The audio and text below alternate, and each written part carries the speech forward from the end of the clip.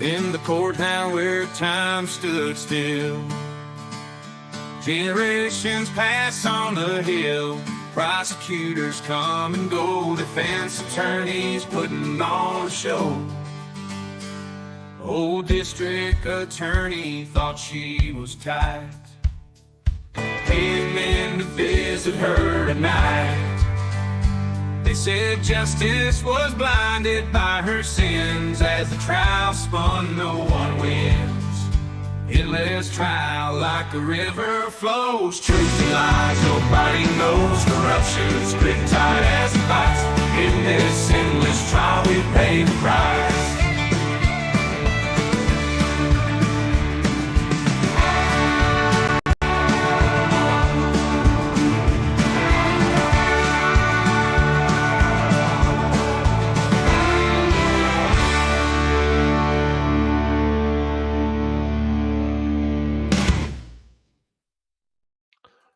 Heyo, folks! It is Thursday, and it's no trial day today, and because, well, reasons.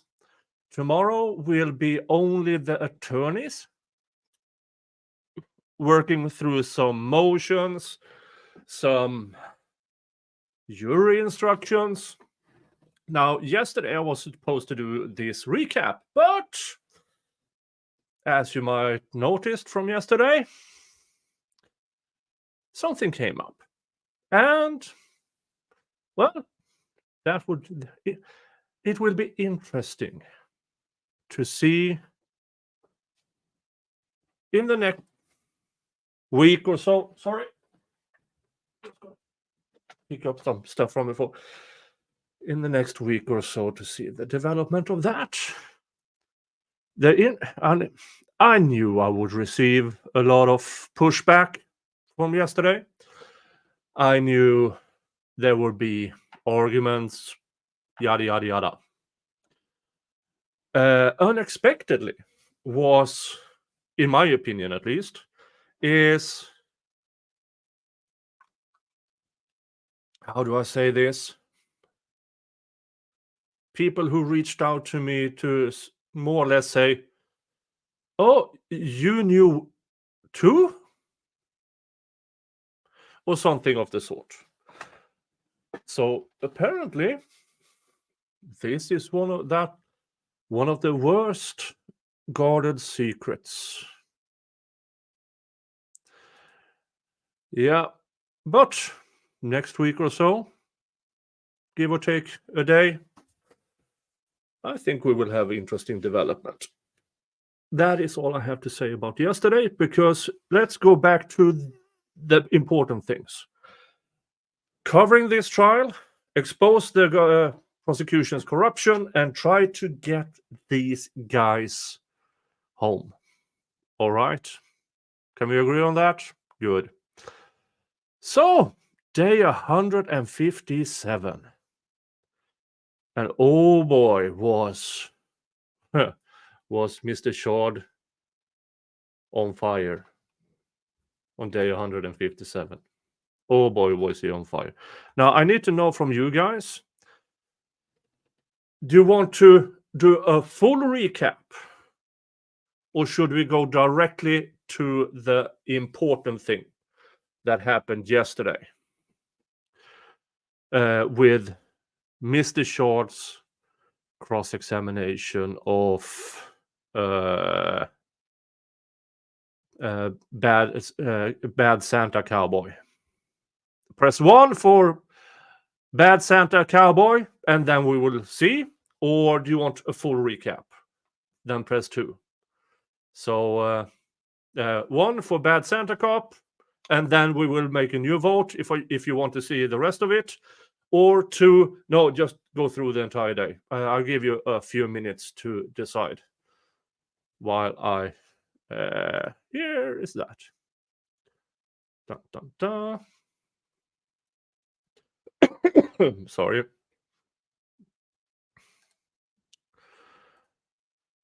Okay, I'm looking at chat, and Well, Gwendolyn, if you can't decide, we can just go to Bad Santa Cop, go through his testimony, and then if you want some highlights from other parts, then we can do that. Oh, sorry. There.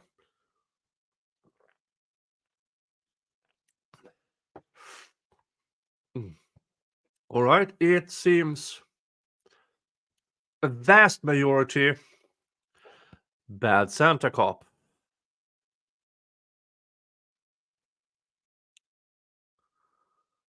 Now let's see here. Dun, dun, dun.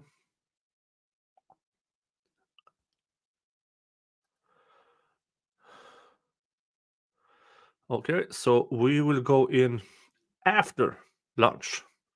Let's get closed captions on after lunch yesterday. Bad Santa Cop. And then we can go through some of the other stuff. Okay.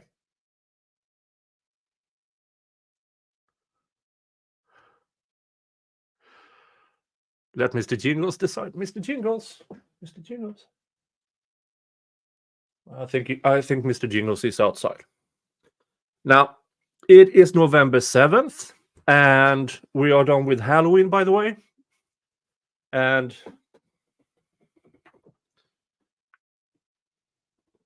time to... Yes, I know it's not December, but I will pick up one or two things for Christmas spirit already. That is the Yule goat, Nordic tradition. Before Santa Claus became a thing, it was the Yule goat who was the big thing here in Scandinavia.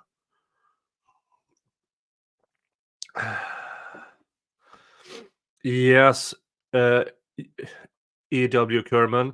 Fanny Willis got re-elected. Now, surprisingly, she only got like 64%, roughly 2/3 of the vote. For me, that is wow. That little, because her opponent, here's the thing, I don't even remember her opponent's name.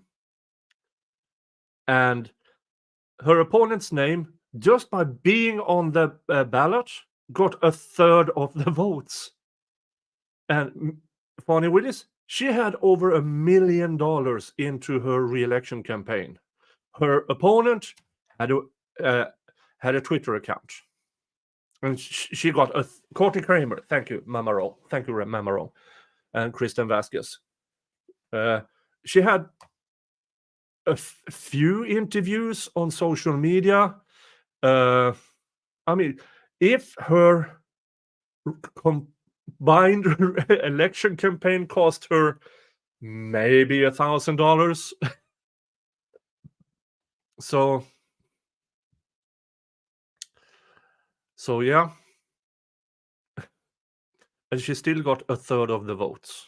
Imagine if she started earlier and got some funding.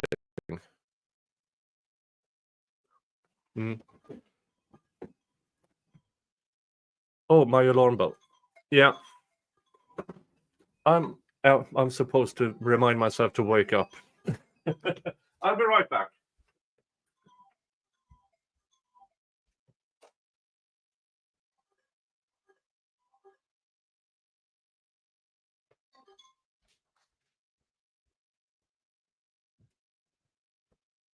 And I'm back. All right.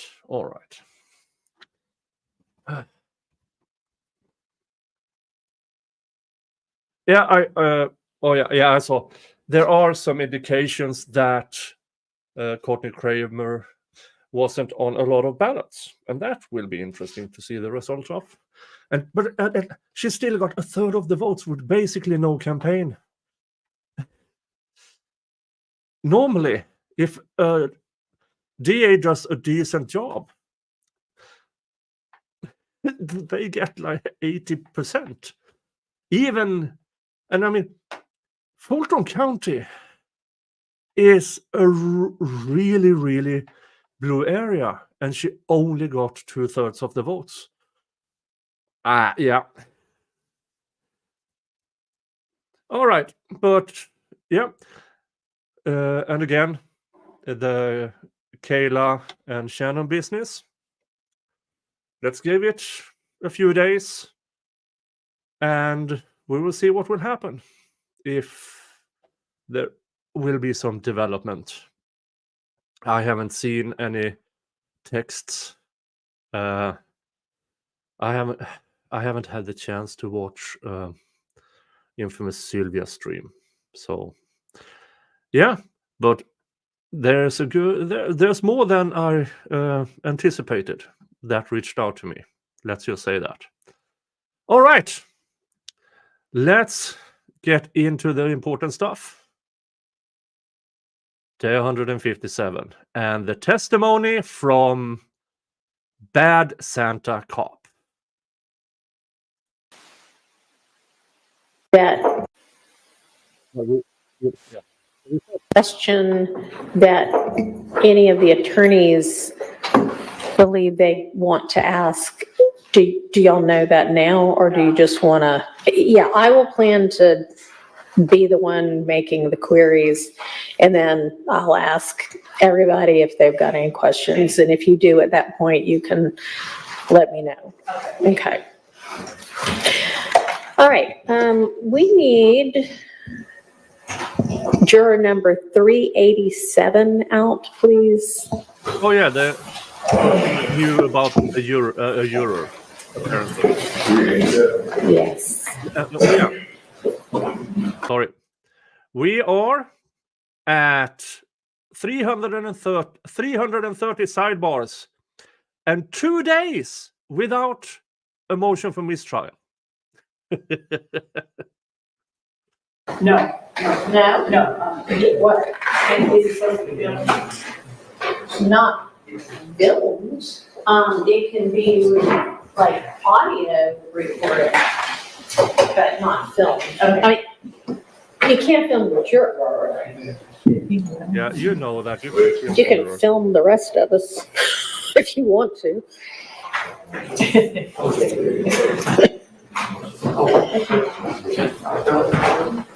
I think you stand even if it's just one juror.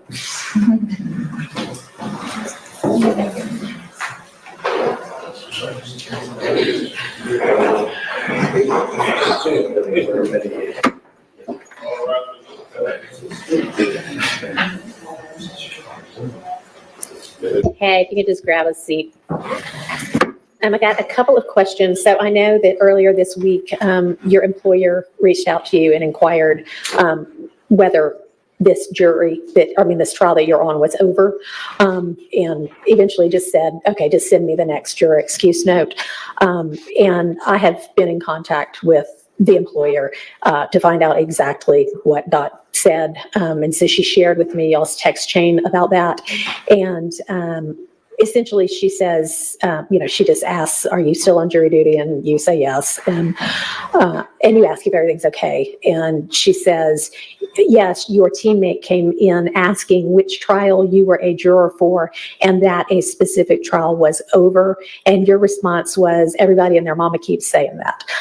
So what we would like to find out is what anybody might have communicated to you. And I know sometimes you cannot help if people just come up and blurt something out, and hopefully to say, I can't talk about the trial, but what has anybody communicated to you about? Yeah, this, I warned about this situation after Mr. Williams' plea deal. I said it on social media. I told you guys, people will think this trial is over, that this case is done with Mr. Williams. And that is why we need to keep the numbers up on, especially Law and Crime and 11 Alive and local news station. Because if they don't share, I don't have anything to share.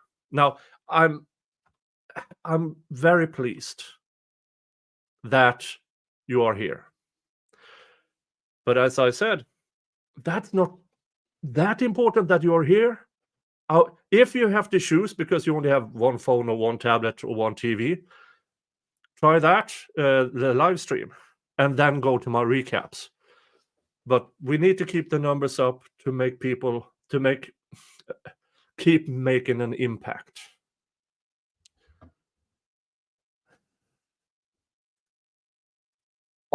And you know that we started with 6 and we now have 2, and I instructed you, don't worry about the reasons for it. Has anybody communicated anything to you?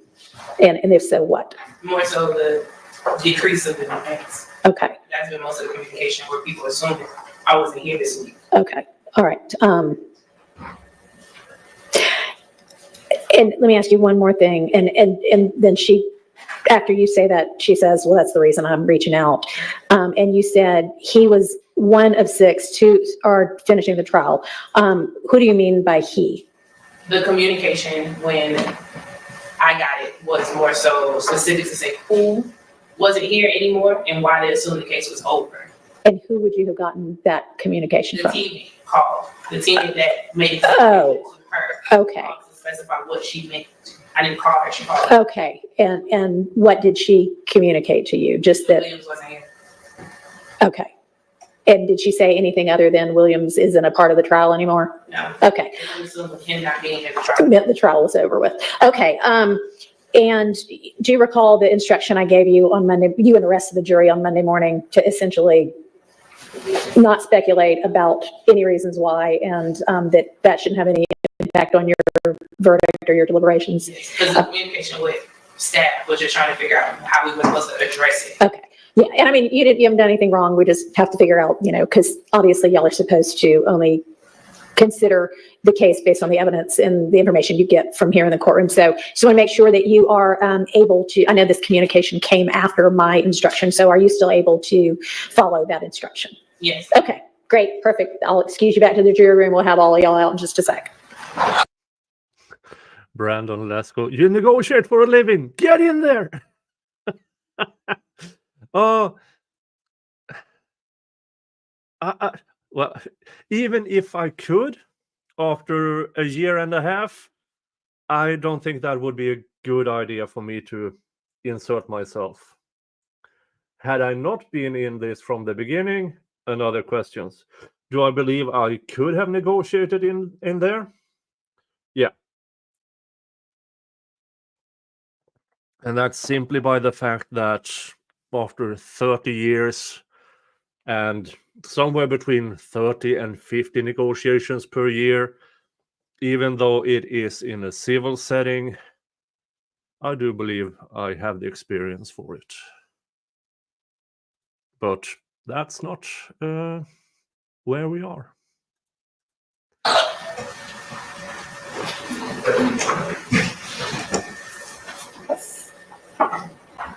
Okay.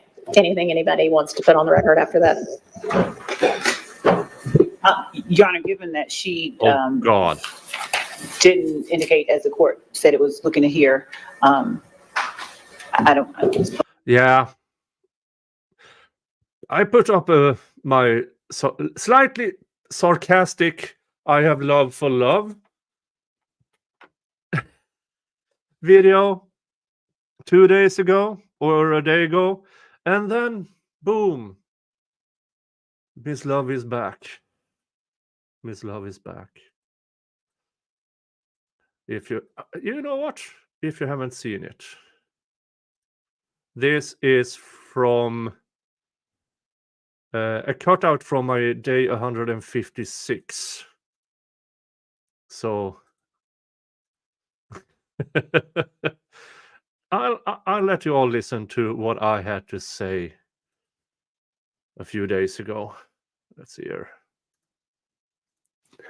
Folks, there's a reason why Miss Love isn't really in the courtroom anymore. And you remember Fannie Willis' letter to the court saying she has all the confidence in Miss Love. You are doing a fantastic job. Your job is secure, yada, yada, yada. And I told you guys, I've seen hundreds of those letters just to see that very person getting yeeted shortly after. Hundreds of those letters, similar letters. I told you guys. And you also seen how the prosecution have changed dramatically since Miss Love left first chair, so to speak. Dramatically. But I must give thanks to Miss Love. Thank you for being a horrible, horrible human being. Thank you for being an incompetent prosecutor. Thank you. Without you, this trial might have been a 4-month ordeal with a streamlined prosecution that might have presented a more convincing case. Thanks to you, Miss Love, Mr. Williams is home on probation. Thanks to you, 3 others got favorable plea deals where they don't have to testify. So, salute you, Miss Love, for being a moron.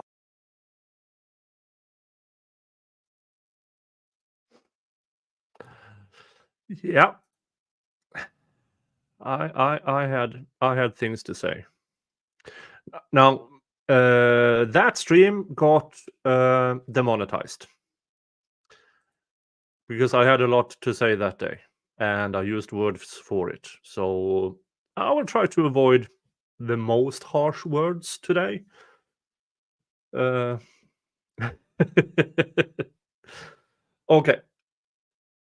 So yeah. Yes. Gwenyon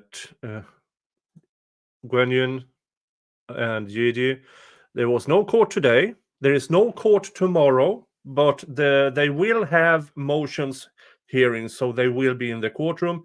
And on Monday is Veterans Day, so no court Monday either. So yeah, I will find stuff to fill in. And remember, Friday panel show. And not sure which guests will be this Friday. I can confidently say that I don't believe Kayla will make a return, but a few others. Okay, let's continue. No. Yes. Mr. Schardt? Yeah, so we're fine and ready to continue forward. Okay. And Mr. Weinstein? No issues for Mr. Henry. Okay, great. Then let's get the state's next witness and we'll get the jury out. And through the magic of recap. This is if y'all are still having your witnesses, if they've got a stack of pictures or something, look at those beforehand, right? Okay. That was my fault this morning. Okay. She lives in Macon, so I didn't get to see her. Okay. My apologies. That's okay.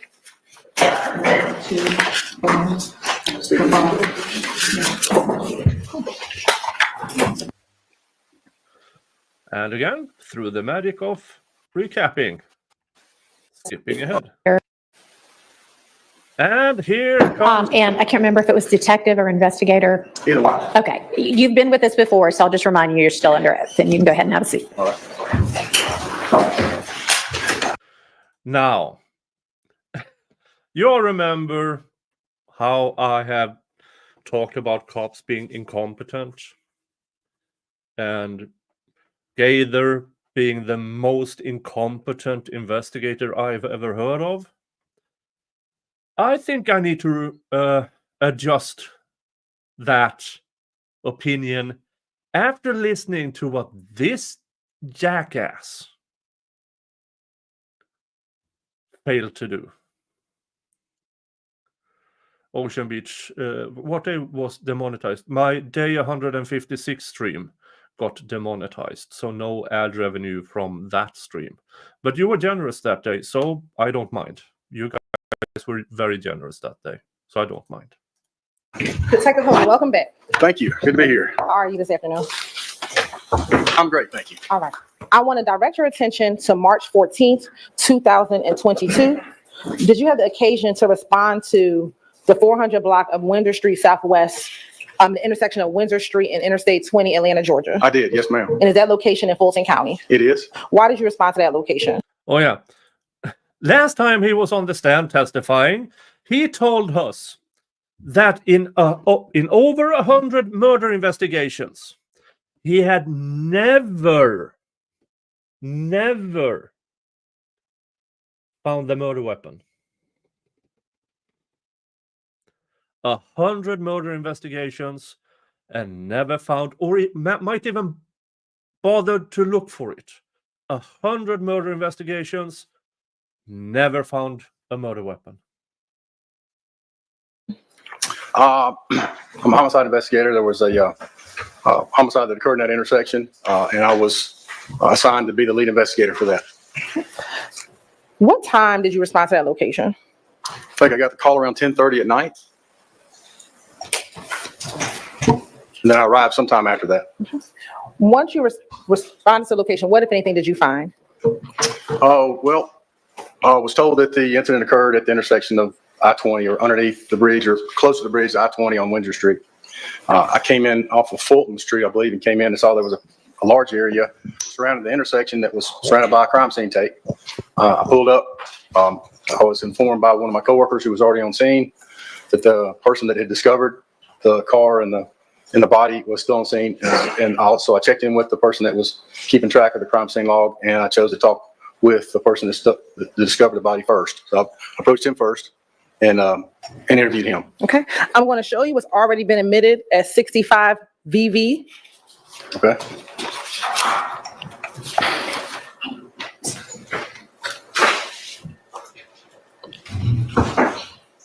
I'm going to also show you 67 VV.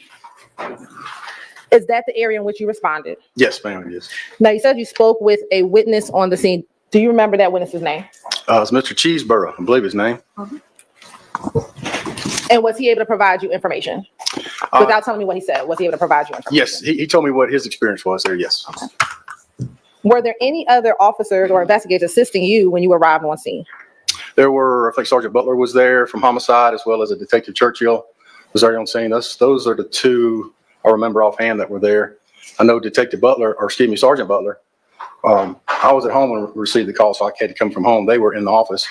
Sergeant Butler had checked the camera and knew that there was a camera at that intersection. He happened to save the photo. The camera at the DOT there does not record, but it does show live images. But that camera just so happened to have frozen at the point where Mr. Cheeseborough was getting out of his car to go check on the person in the red car.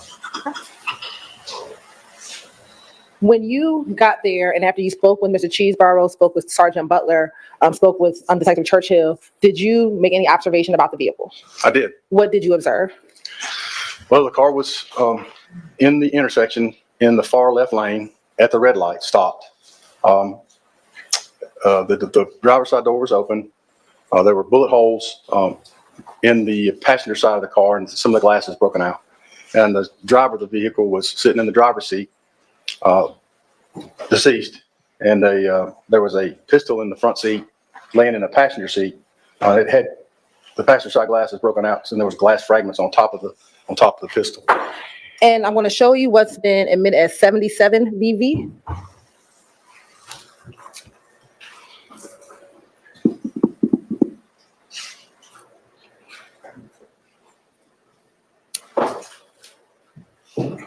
There you go. Now, looking at 77 VV, was there any significance to you about how the glass was sitting on top of the gun? Yes, it's from my experience, I believe the gun was sitting on the seat when the shooting happened, and the glass was broken and exploded inward and landed on top of the gun, which indicates to me that it was not used in the interaction. It was just laying in the seat. And did you ever have the occasion to view more in depth the victim who was in the driver's seat? I did, yes. Did you notice anything with the victim when he was in the driver's seat? Most notably, his right hand was inside his pants. Commissioner, Go ahead. Commissioner. You may. I'm going to show you what's been marked as 202 VV and 203 VV. Yes, Do you recognize 202 VV and 203 VV? I do. And how do you recognize it? Those were, when the crime scene's there and the medical examiner's there, they examine the body. The medical examiner does his examination, and our ID unit follows behind and also takes pictures.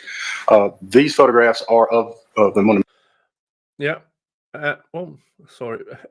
Hey, Steph. The world's end. Pistol from seat with no time to react. That's important. Yeah, that speaks to not expecting or an immediate kill shot, so to speak. And as Wendell Taylor says, Mr. Nick, thank you. I've never seen a case where all the important recordings or videos have some kind of excuse with complete recording or is missing. Yeah.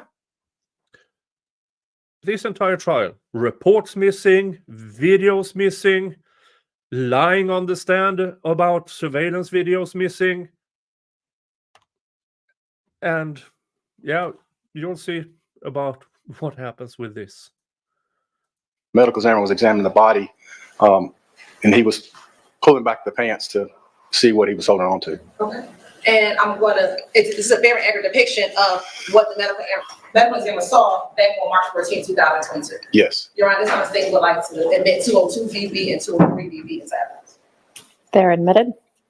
I'm going to publish 202 VV on the screen, and I'm going to hand publish 203 VV. Looking at 202 VV, is that how you found the victim's hand when you walk around saw the body? Yeah, the medical examiner pulling his pants back, but it's very similar, yes. Okay. And then looking at 203 VV, is that where his hands were? Yes.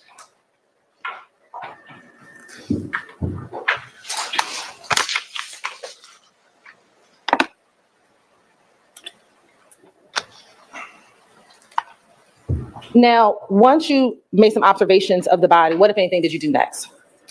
Well, part of my initial visit to the crime scene is I try to gather any physical evidence or determine if there's any kind of evidence on the scene that's going to be interest to me or my further investigation.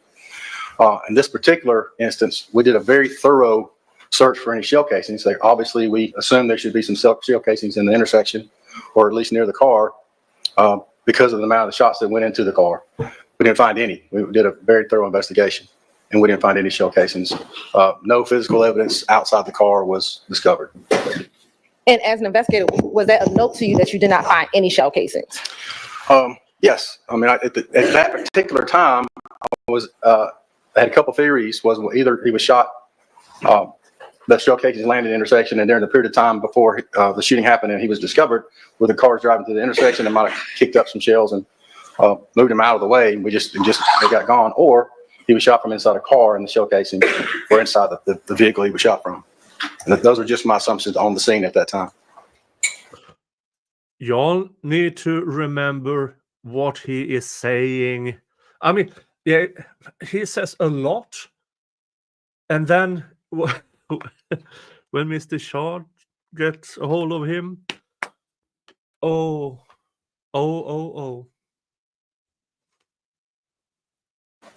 And while on scene, did you have crime scene come and process the scene?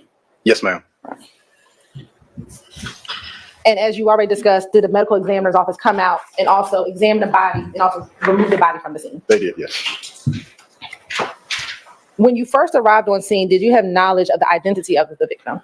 Not immediately, no, but there was a fingerprint scanner that was brought to the scene. That's a device that we use when we're trying to identify anybody, really. But it's a pretty slick machine where you can take a fingerprint, place it on. It's a mobile device, like a pretty large cell phone shaping. And were you able to determine the victim's identity? Yes. And what was his name? Shamal Drinks. And you have an age and a date of birth. Yes, ma'am. His date of birth was 11/8 of 98. And how old was he? Let's do some math. 98. I can do it. Hold on a second. Okay.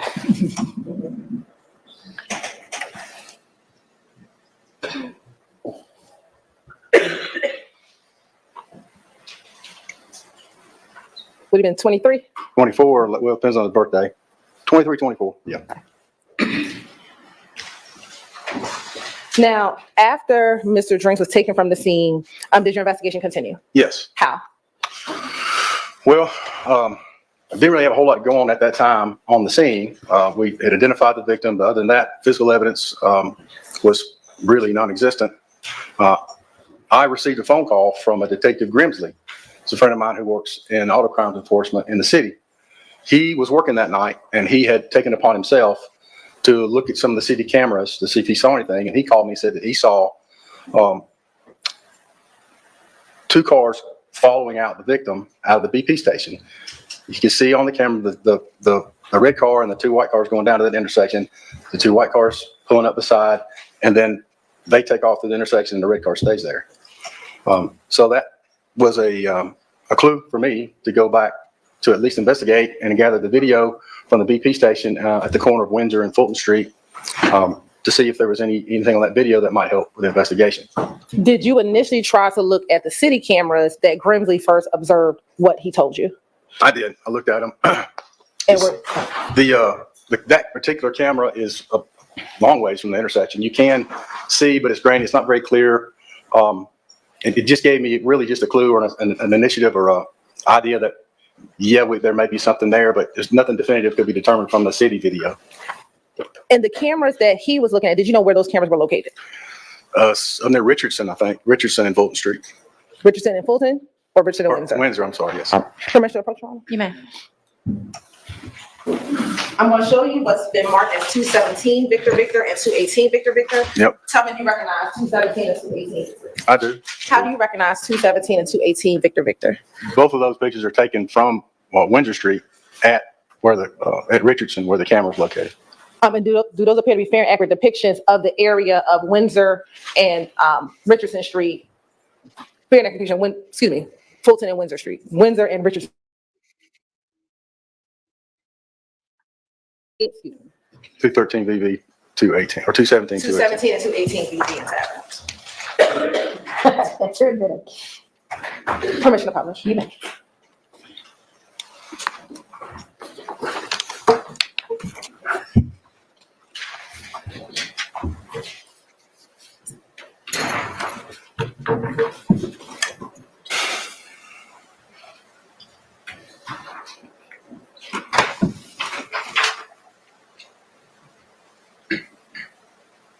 And I want to look at 218 VV.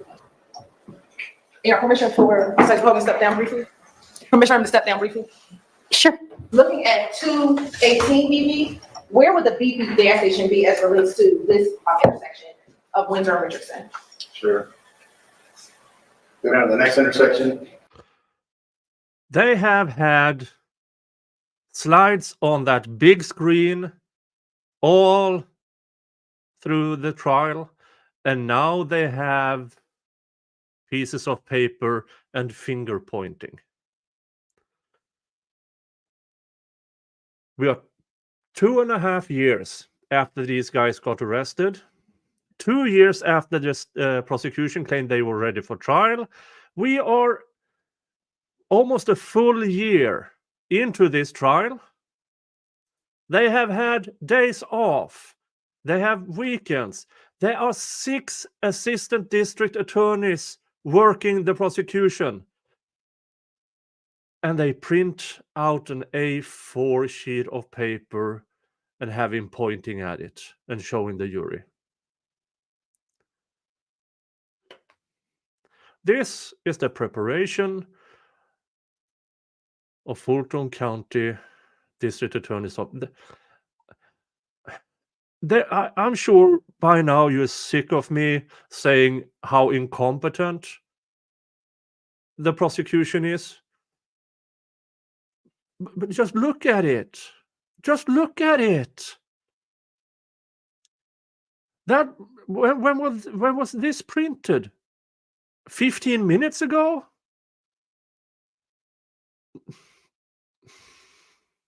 And this is the lead detective in that murder. And this is the level of preparation.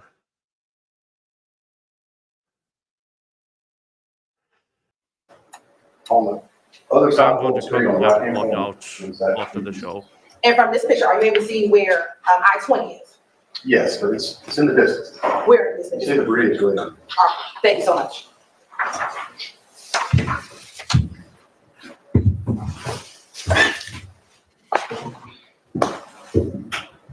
Now, did you ever go and obtain the surveillance video from the BP gas station? I did. Did you obtain any other surveillance video? I did. Okay, where else did you obtain surveillance video from? From the BP station, King's Liquor Store, which is in the same building behind the BP station downstairs. And then there's a FedEx building on the west side of Windsor, closer to the intersection of Windsor and I-20. Didn't find shell casing. Could mean a revolver was used. Now, I do believe here, well, it's not that common with these rounds in a revolver. Yeah, just because it's not common doesn't mean it doesn't exist. There are revolvers of every size of ammunition. There's a 50 caliber revolver out there, folks.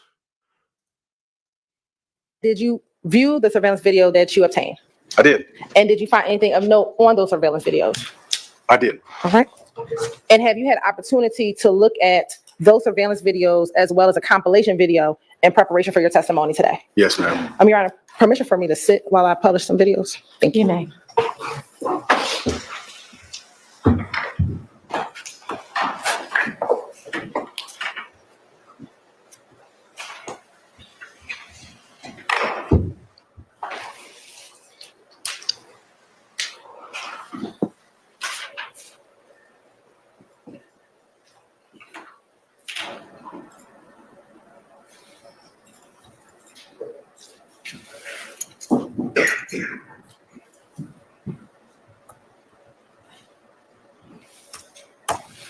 I'm going to publish Exhibit 116 BB.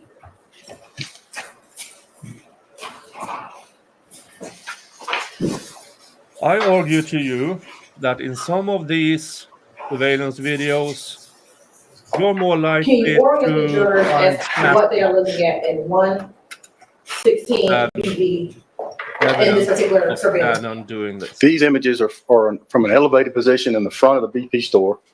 At the top of the screen is Fulton Street. It runs east and west. Off the screen, but to the right side of the picture is Windsor Street that runs north and south. And I'm going to begin publishing at 39 seconds.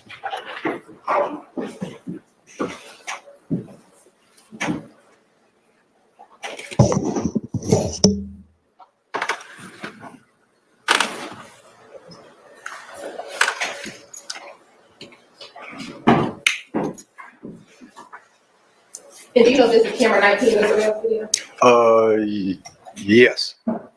Was there anything of note looking so far in camera 19? Well, the white Audi that just pulled in and backed into the parking space off camera, that turned out to be important.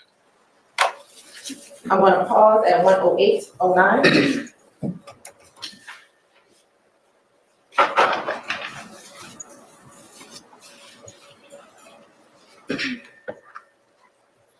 Next, we're going to go to camera 3.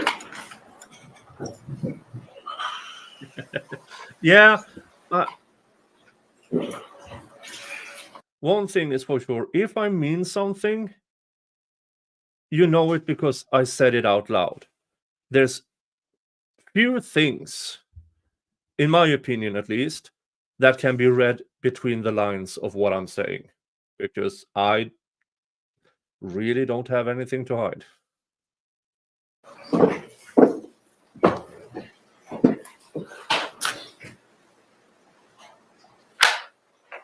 Beginning at 00.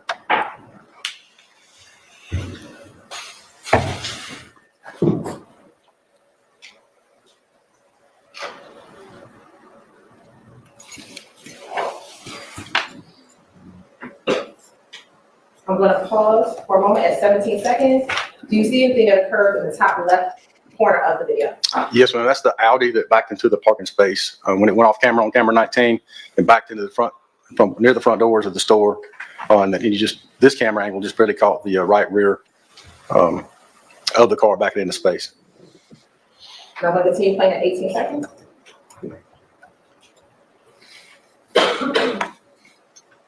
And is this the inside of the BP gas station? It is, yes.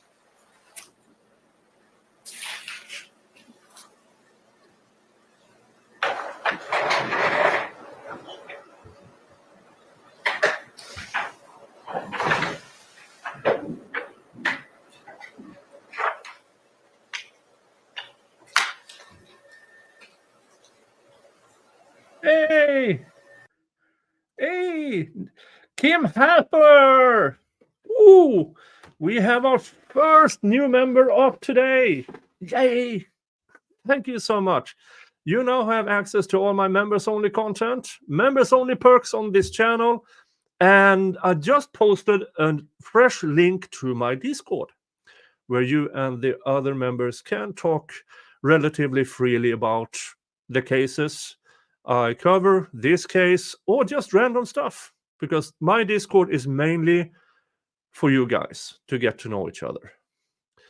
And with that, YouTube allows me to gift 10 free memberships per month. I gifted 5 a couple of days ago, and I think I'm going to gift 5 now. Everybody, congratulations. Congratulations. And thank you so much again, Kim Halper. Thank you. And now I can update new members 6. Dun, dun, dun. Thank you again. Thank you again. Pausing at 1 minute and 2 seconds. Was there anything of note in that frame? Yes, ma'am. I determined the person who just walked in with the pink hat on was involved. Your Honor, Yes, just moving forward, I'm just going to object to conclusory statements. sustained. Yeah. Watch Bad Santa.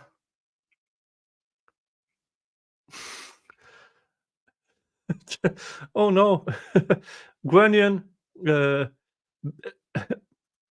This is Gwenyan's. I think Gigi by mistake. Instead of pressing the thumbs up, she accidentally deleted it. But thank you, Gwenyan, for being for being a member for a full month. And me became a new member. Thank you. And Factual Eye, member for 3 months. Hit the like button. Yes, please do. And that gets us to 7 new members today. This is about to be a good day, I believe. Thank you. Disregard that last answer. I'll answer that. Was there any person of interest to you? I mean, that's a question of the video. Without There- saying why, was there a person of interest? Yes, And who was the person of interest? the person in the pink hat.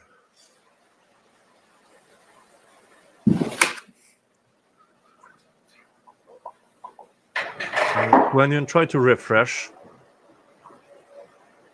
Ocean Beach, Nick, for Discord, do you have to make a Discord account first? I don't Go back to know. camera 19.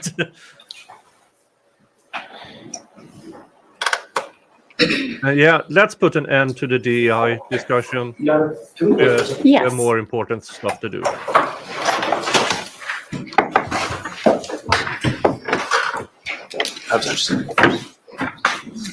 There you go. When you gift the membership. Thank you so much. Thank you so much. Getting us to 8 new members. 8. And you who received the gifted memberships, yeah, welcome. There are members only videos and streams for you. And I try to hold 1 members only stream per month to go through where the channel is, where it was, and where I hope it is headed. All right. Thank you. And through the magic of recap, I can skip ahead. Wait a minute. Was that a sidebar I missed? Yes, Can we go for some? yes. Ah, it was a sidebar. Getting us to sidebar counter 331. Ah.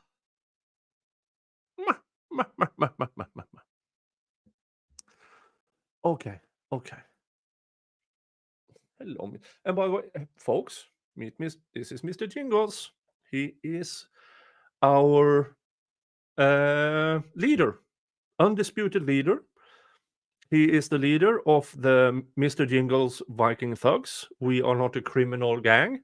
We are a group of friends who we don't take responsibilities for each other's actions and words. And most importantly, we are not an unindicted co-conspirator, either of us. All right, let's get back to trial.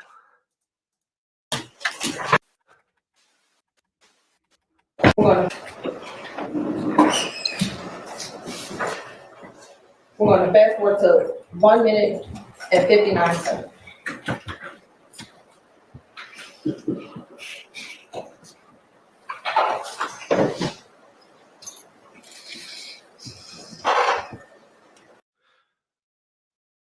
Just for reference, check the background. How many white cars do you see passing by that bears a resemblance to a white Audi? Just for reference. Just once in a while, check in the background just to, oh, why wasn't that of interest? Why wasn't that of interest? There is a lot of white cars with roughly the same shape and form.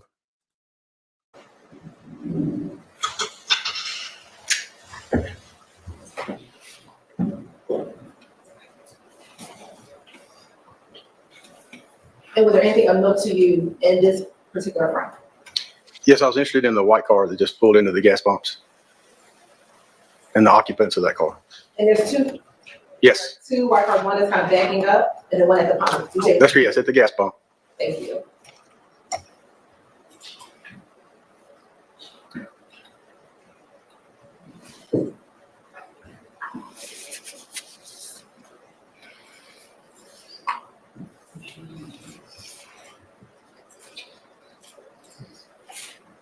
So, Ms. Hilton, are you the one operating the Yes. screen right now?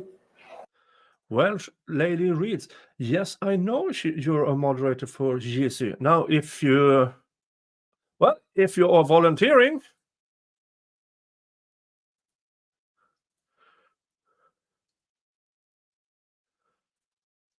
dun dun dun, congratulations, Welsh Lady Reads, you're now a mod.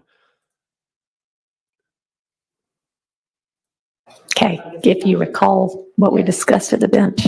I'm trying to get this stuff. Maybe y'all need to leave that with Ms. Knight.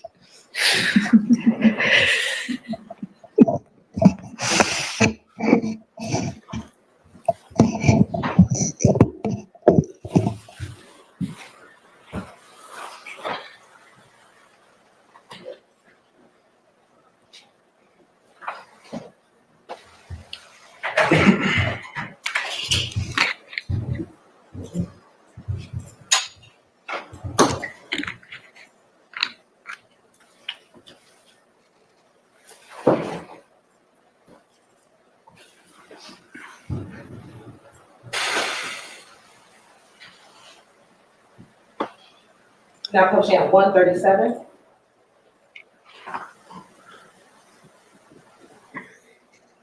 Did you see the individual that got out of the white vehicle and turned to the store in this way? Yes.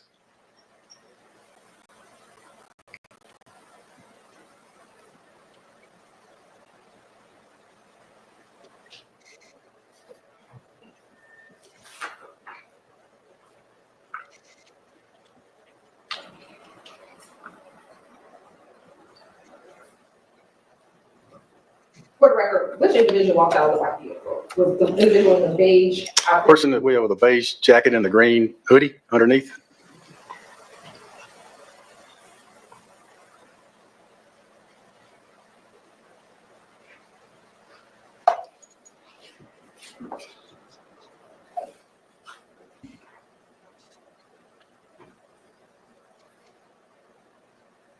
Culperistic. Hello.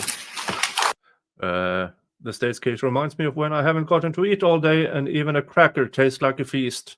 Anything that could remotely be called evidence feels very welcomed. That's a good analogy. Yeah. When they have absolutely jack crap as evidence, everything they can interpret as evidence all of a sudden gets blown out of proportion. This guy gives Cowboys and Santas a bad name. Yep.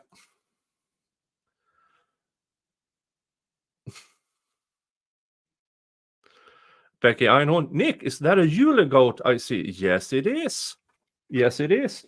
We are approaching Christmas, and I am starting to decorate. I like Christmas. I really do. I didn't always do it, but now I do.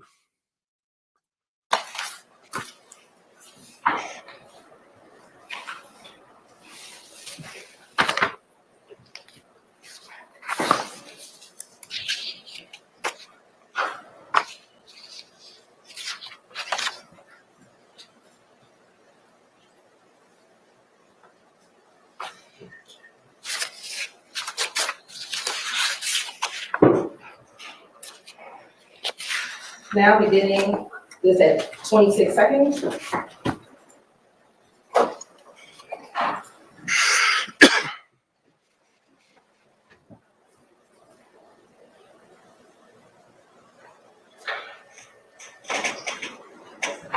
And looking at the video, do you see in this upper corner outside of the store that same white Audi? Are you able to see it? Yeah, you see the tail light shining through the window.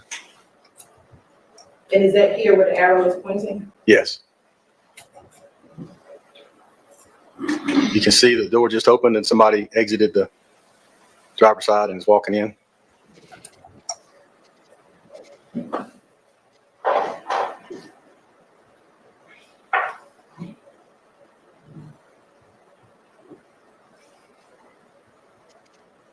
And did you see the same individual in the pink as we saw in the earlier camera footage walking and stuff? Yes, yes.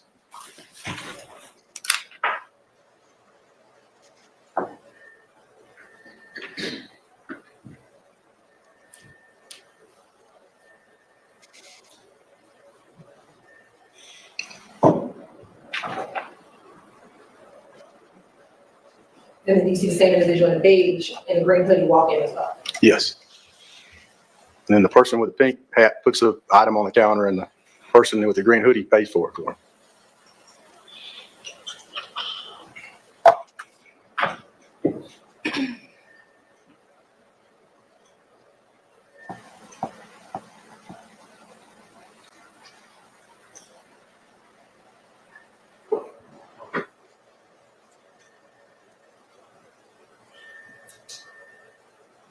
And the third individual that just walked in, was there anything of note where that third individual for you? Yes, the young man that had the shower cap on and the white shirt that said Slimer down on the back, he was a passenger in the white car at the gas pumps, the Ford Fusion. He got out of the car and came in the store after the driver had come in.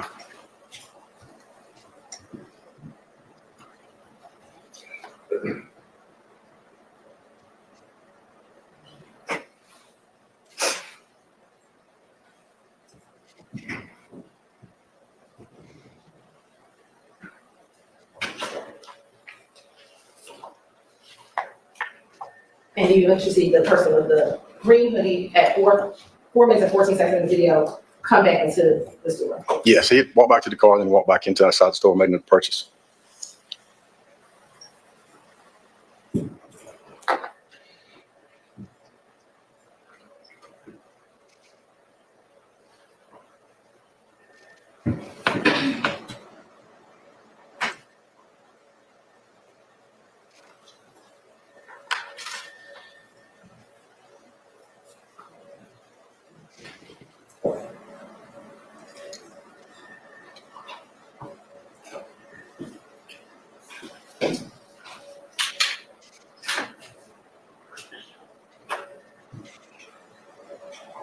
Now, does this camera or video image pick up where that last one ended? Yes. And we'll start at 03 seconds in the video?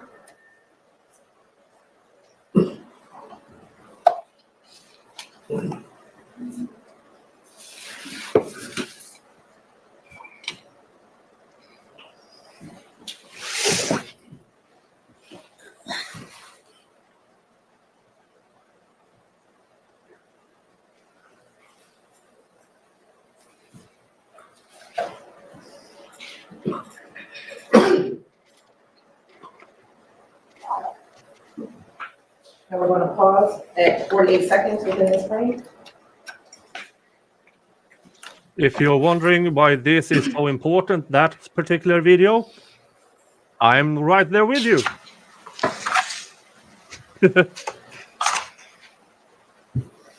I have.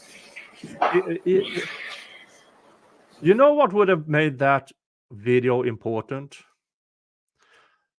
Testimony from the people who worked there that day.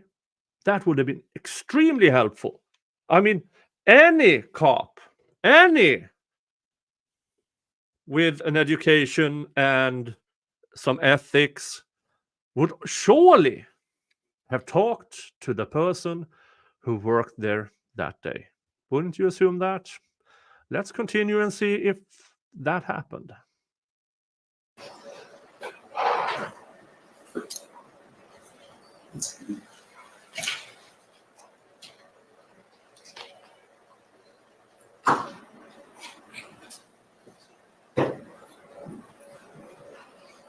Starting back at camera 19 at 00, we're going to fast forward to 1 minute and 13 seconds.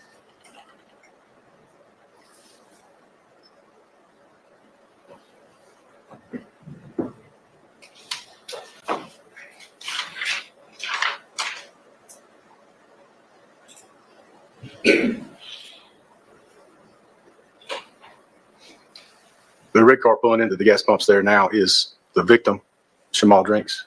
He's alone in the car. Is that the same red vehicle that you see at the light? That is, yes. Yes. And you see the driver of the Ford Fusion walks up and gets in his car.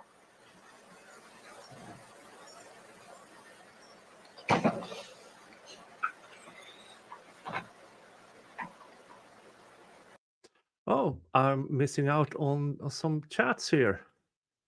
Laugh always have fun. Do you have experience in modding on a channel? Then sure, I can give you a wrench. I always have use for a good mod.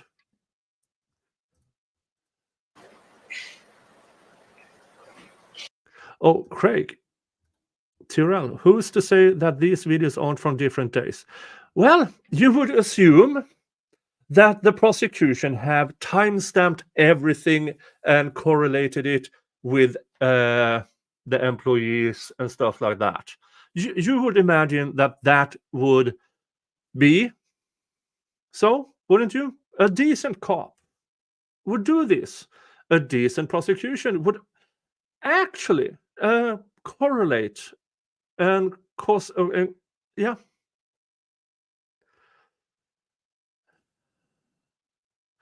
Let's keep watching because, yeah, just let's keep watching and see what happens.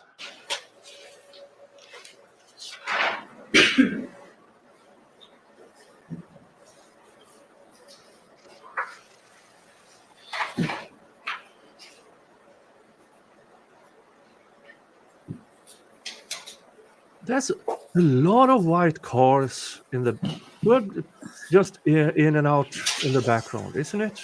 That's strange. It's almost like it's very common with white cars. Who knew? Mr. Drinks exits the vehicle and walks into the store.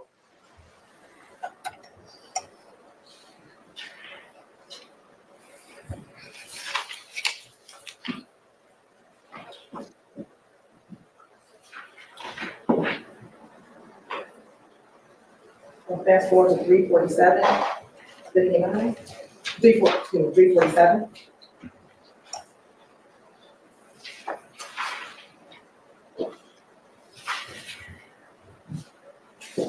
And then Mr. Drinks returned from the store into his car. Show off us. White cars are common in the hood. White cars, the color white is the most common color of car. And yeah, there will always be white cars. Hey, Baira. Hello from Florida. You have a wonderful day too.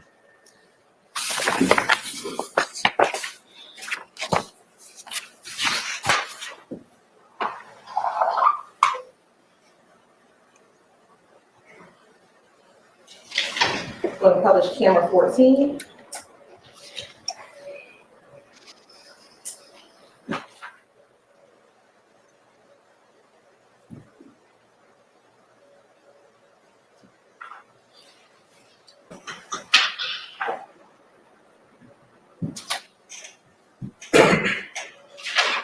Beginning at 2:04.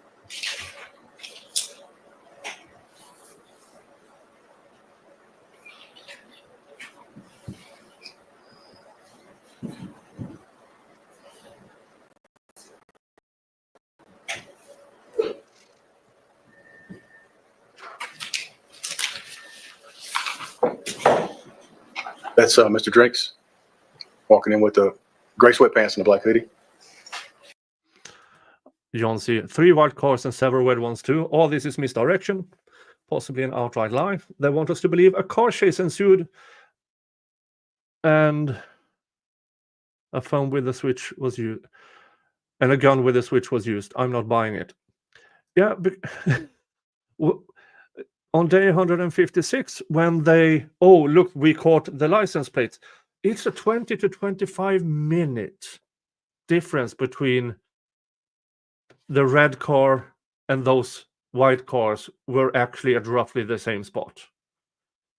I mean, 20, 25 minutes, how far can you go in a non-busy highway in 20 to 25 minutes?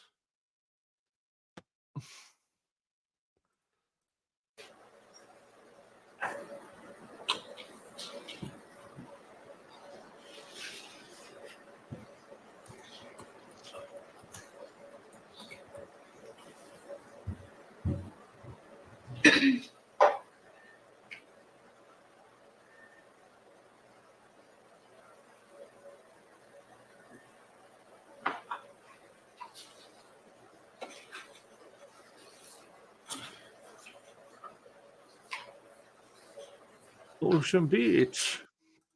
Didn't you think it was odd? License plate reader witness testified wasn't looking for all white cars, but was told to look specifically for Shannon's plate.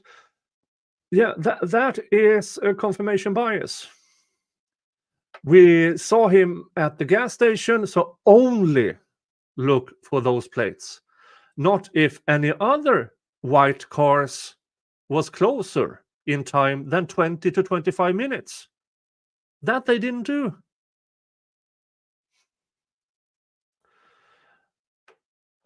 Kristen Vasquez always wants moderate. All right, let's find her. Dun, dun, dun. There, congratulations. Now you're also a mod. Now, I'm going to slow down on the giving out wrenches for today.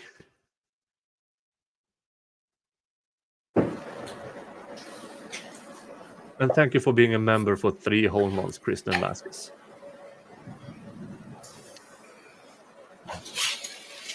He exits the store. And is that what picks up on the camera and you just see when he walks He out? returns to his car, yes.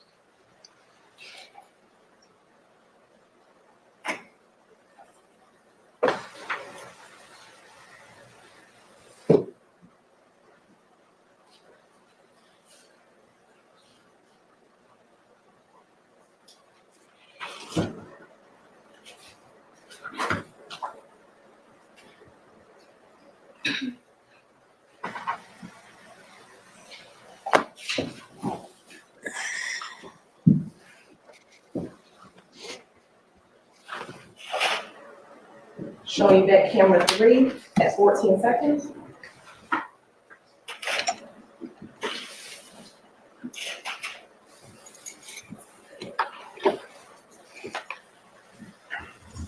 Is this just a close-up view from behind the register of what we just saw in those last two clips? Yes, that wasn't the victim, but yes, it is.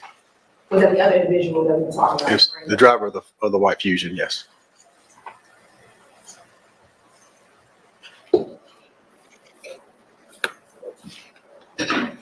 That's-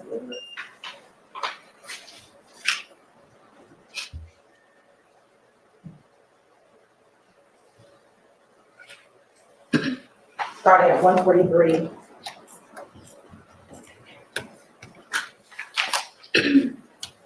So they had to speed up the video to make it look like they left roughly at the same time.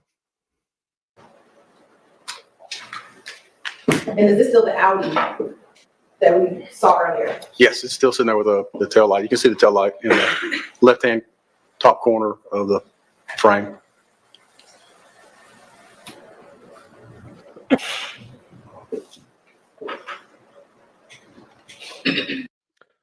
Aquarius, the guy in the gray hat is talking to drinks and walks out with him, walks to the far pump on left. He gets in a van that seems to be the van that does the U-turn.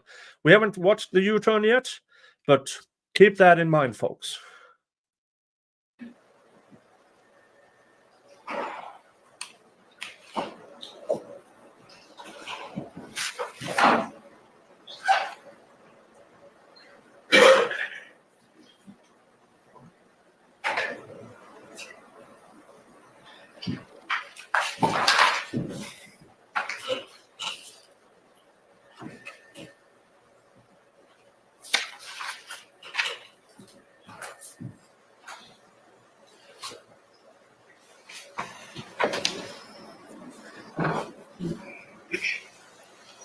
And again, that's just a close-up angle of what we started. That's correct.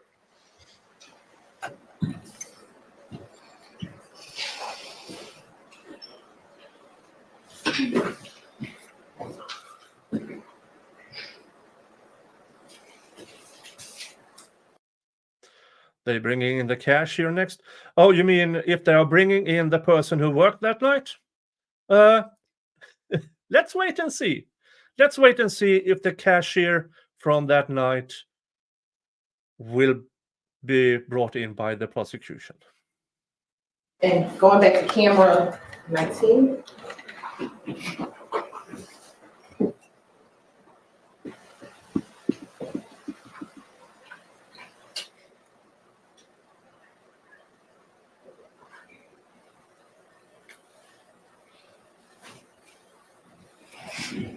Starting at 11 seconds.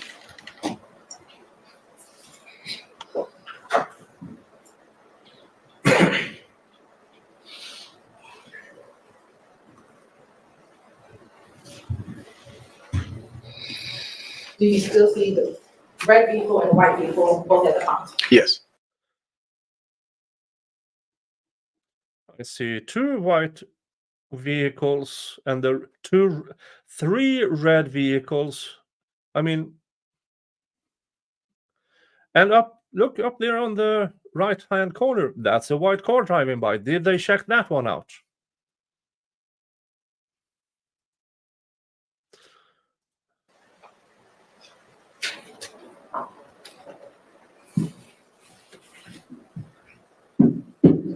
And there's another white car driving by. And there comes And another white car. based on your observation, had this white car been sitting for a few minutes at this point? Yes. And is the Audi still over here, Yes, ma'am. off camera? That's correct.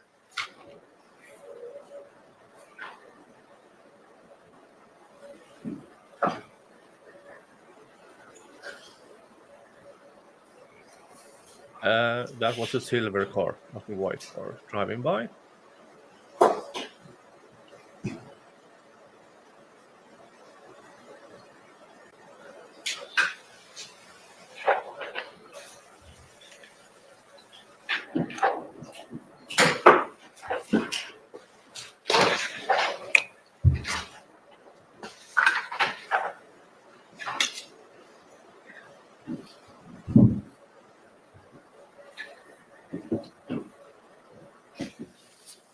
And is the red car pulling on? Yes. And are we at see the red car pulls out on Windsor Street, exit, the Audi follows directly behind.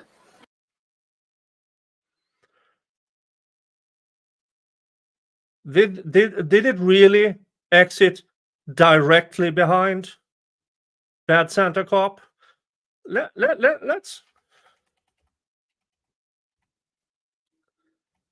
see here. Let's see here. Remember, his exact testimony was directly behind.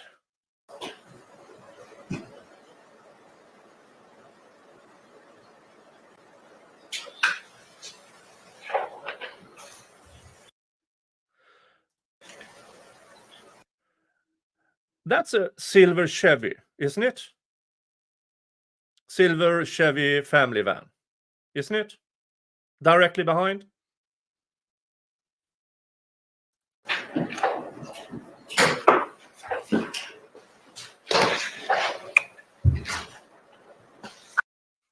Now, does that white Audi start up?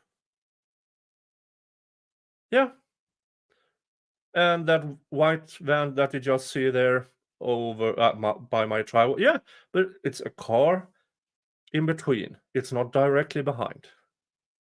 I mean, had he testified with the words, you could see the white Audi once the red car moved out to the intersection, you can see the white car starting to follow or starting to go towards the exit. But he actually has to lie. The white car, yes, is it close by? Yeah, but it's not directly behind. And does this mean anything? No. No.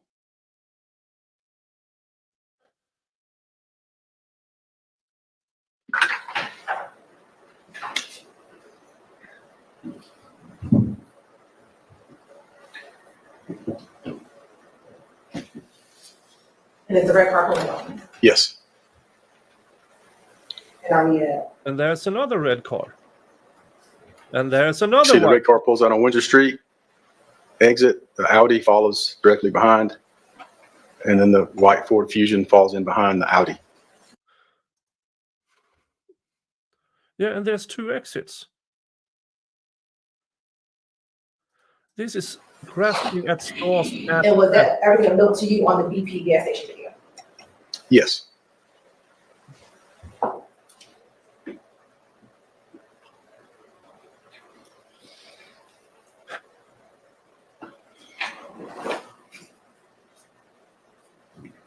And did you also then review images from the King's liquor store video? I did. And there's was a white Charger on top of the screen. I mean, lots of white and red cars. It's a Ford confusion. John C. It's a Ford confusion.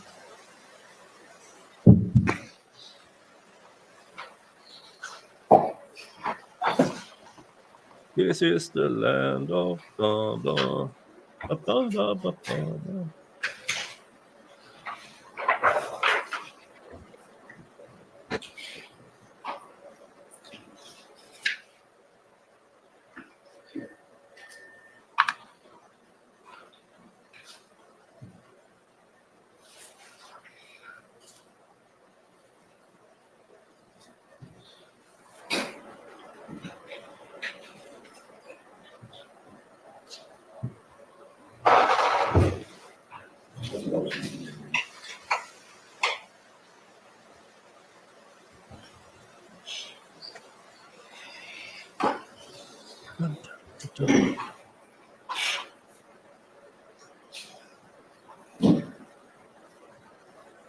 We're going to begin 36 minutes into the video.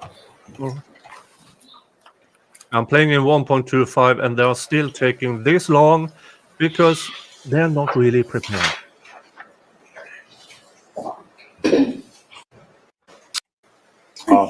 Posted on the outside of the King's liquor store there, pointing out toward Windsor.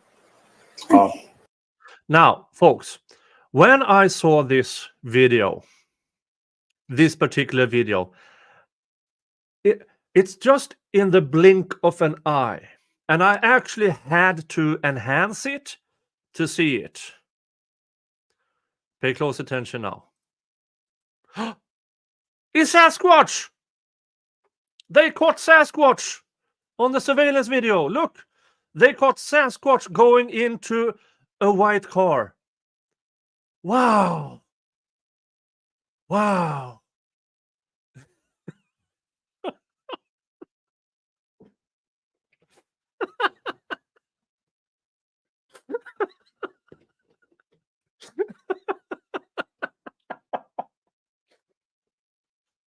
Yes, it travels south for the winter. It's Sasquatch. They caught Sasquatch. Oh, look.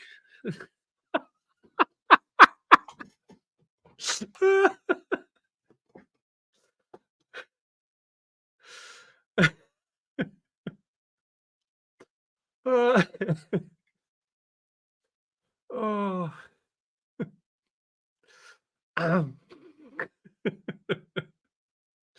I had to do it. I had to do it. Yeah, yes, folks. It's not really Sasquatch on this surveillance. It is my absolute seamless Photoshop abilities.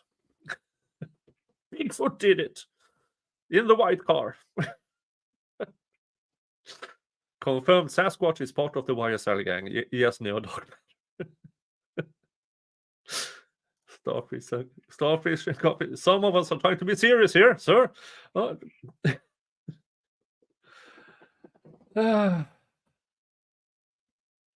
Yeah, technically, Greg is correct. White Sasquatch is technically a Yeti. YSL Sasquatch.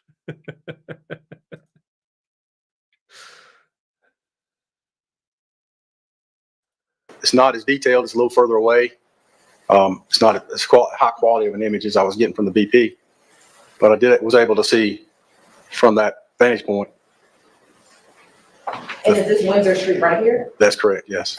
And on the bottom of here, while there's a toolbar cover, is there a timestamp at the bottom of the screen? Yes, ma'am. I believe so, yes.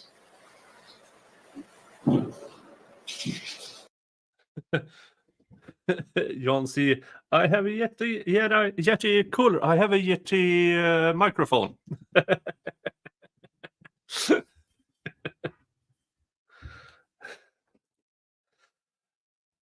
Nick, if I don't follow Cash Money Cash. Let's see.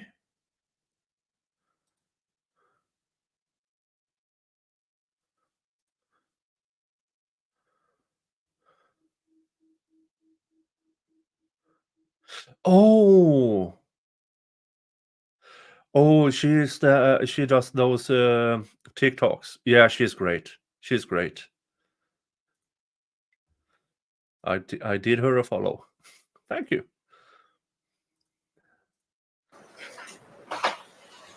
Starting at 36.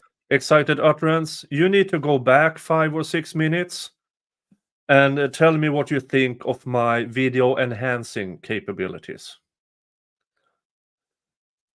Do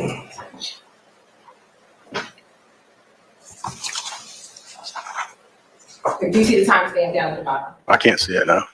You can or cannot? I cannot. But yeah, what they're trying to claim is that they see some kind of chase or always okay, car parked, car driving by, and then of course we saw Sasquatch. Do you see a tattoo in the far right corner? no, ma'am. Look behind you. Oh, yes. Yes, Welsh Lady reads, I do let mods share channels in chat if they are known to me. What was it? It's not on this one. I'll just.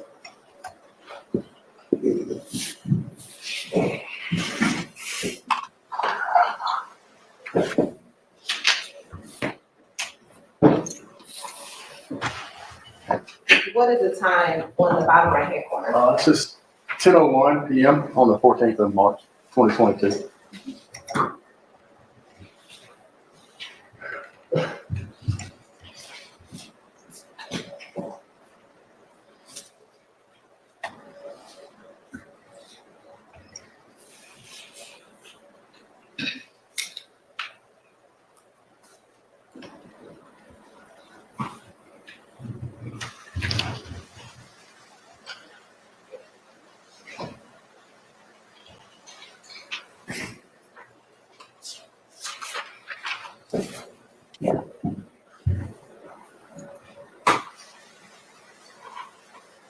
You see the red car go by? Was that proper 10:01:08? Yes, then there's a white car closely followed behind it.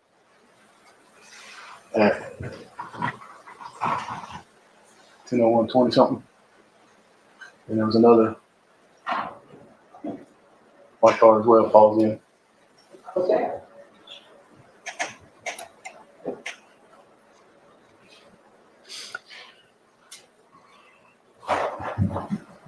Yeah, we found Bigfoot, but no Rico.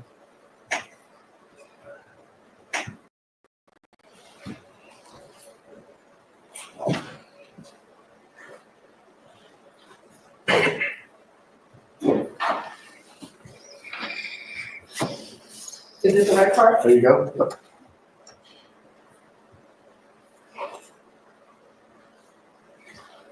And is this the first white car you That's the saw? first white car, yes.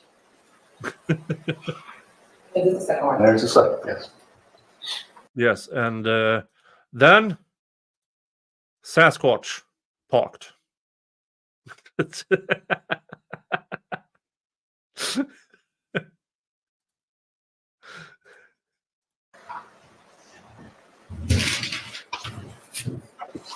difficult to determine make and model from that vantage point, but the colors were the same. The colors were the same. Oh, you twat. I need to keep my language somewhat clean, otherwise I get demonetized. But these guys, these absolutely incompetent investigators and detectives, they bring out the worst in me. They really do.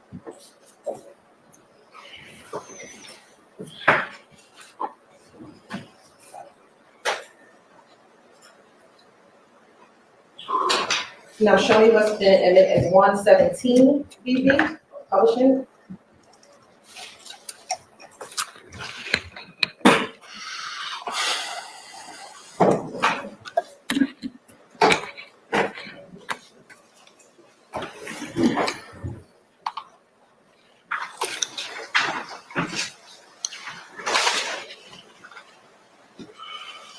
Looking at what's been admitted as 117 BB.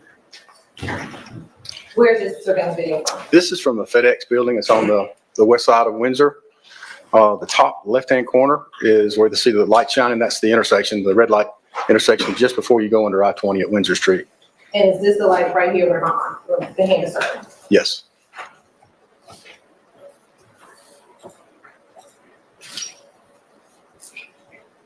I'm gonna fast forward so 1 hour and 1 minute into the video.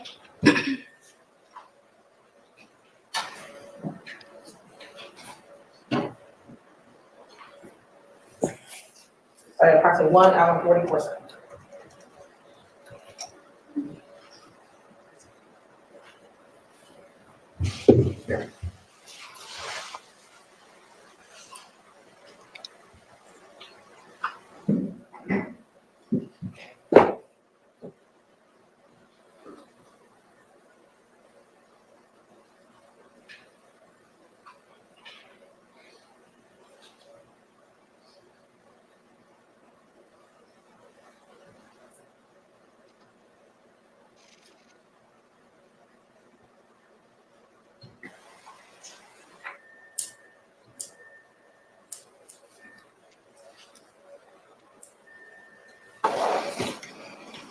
The car that just pulled up to the light now is stopped. That's the red vehicle.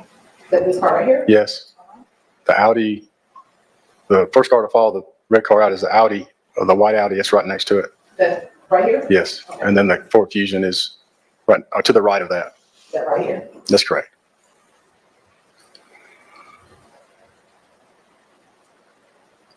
Now, is there traffic going in the opposite direction where the cars are stopped right now? Yes, there's traffic now trying to go onto I-20 eastbound.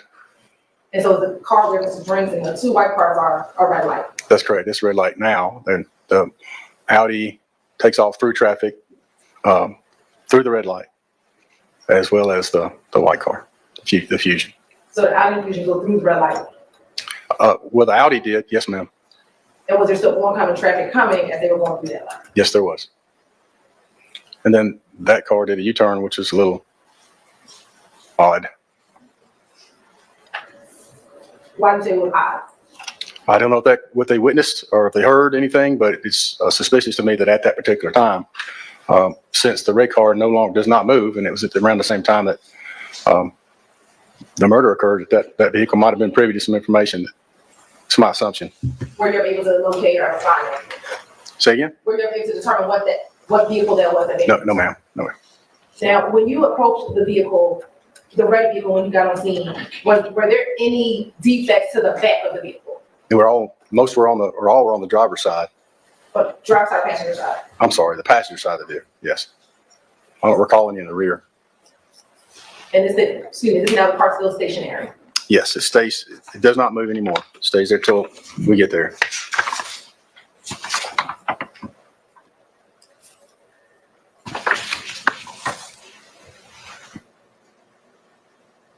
I'm going to fast forward to 127.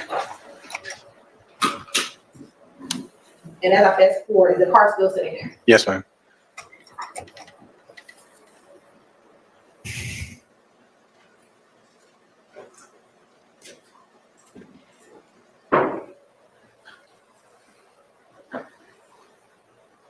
Start at 127.02. And at 127.02, is the car still sitting there? Yes.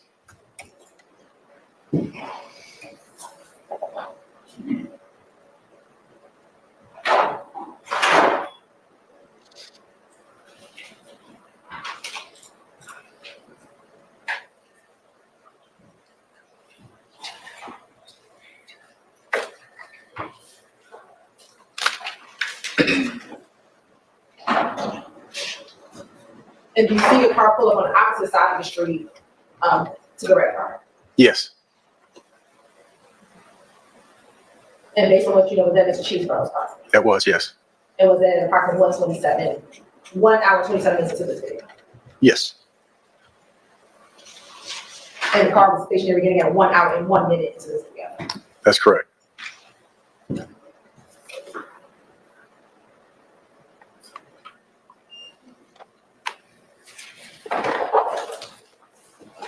Commissioner Pocher, You may. have you had an opportunity to look at a kind of a compilation video of all of those three videos kind of spliced together? Yes. And did that appear to be a fair and accurate? Is this what's contained 250 BV? Yes. And does that appear to be a fair and accurate depiction of those surveillance images that we took? They were, yes, they are. Right, this time see like a trigger and admit 230 BV. All right, that is admitted, 230 VV.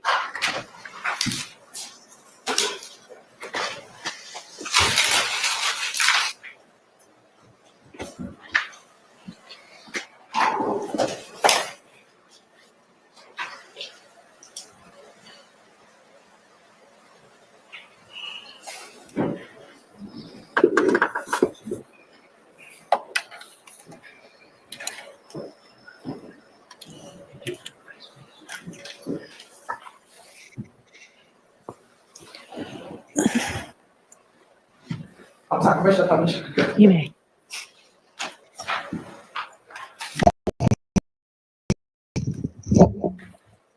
So the Audi comes in, backs into the parking space.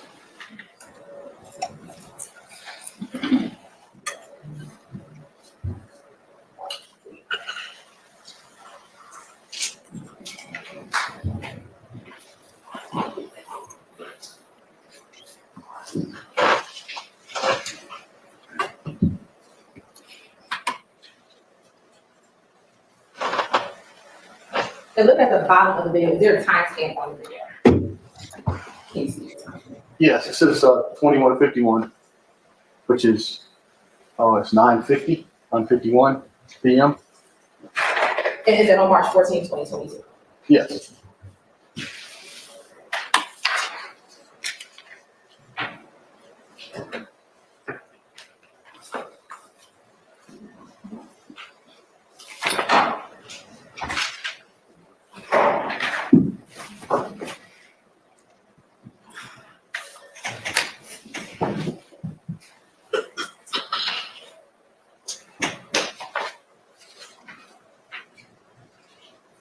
The fusion arrives at the gas pump, and the driver gets out, walks inside.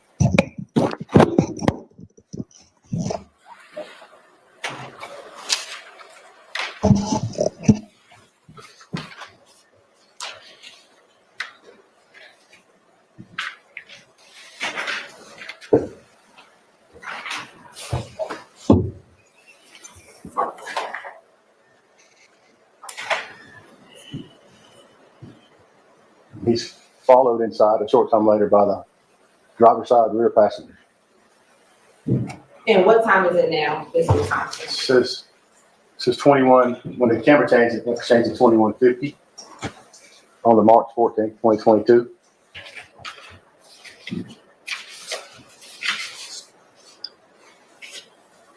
See the car backing into the space outside the window. See the tail lights of the car. And again, that's with the Audi, correct? That's correct. That's the alley that backed into the front. Just prior to the fusion arriving. At some point, you can see it. It's hard to see, but you can see through the window that the driver's side door opens, and the driver steps out and walks inside. You can follow him from this angle, follow him to the front door, and it's the young man wearing a pink hat and glasses.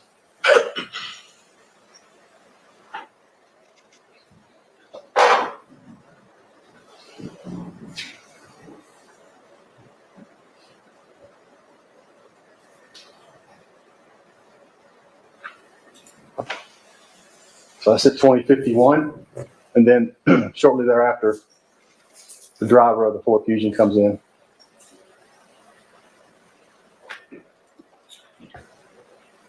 And did you mean 21:51 or 9:51? That's correct. That's what I said. I thought I said that. And at the time, did you know the names of any of these individuals who are Hi, Jonsi says Discord will not let you in. I don't know what else to do, but ask if you can help me get. I don't know. I am technically I'm not that good at it. Ask if any of the mods can help you. Then, because I don't know how to. But ask one of the mods. Oh, and Tracy Fagan, thank you for your $5 super chat. Use your pinch and zoom skills. You can see the muzzle flash from the last car to pull up after the two cars leave, in my opinion. Yeah. Somebody on Twitter actually did a real sped it down to extremely more and more frame by frame, where you can actually see that muzzle flashes is when the other two cars left.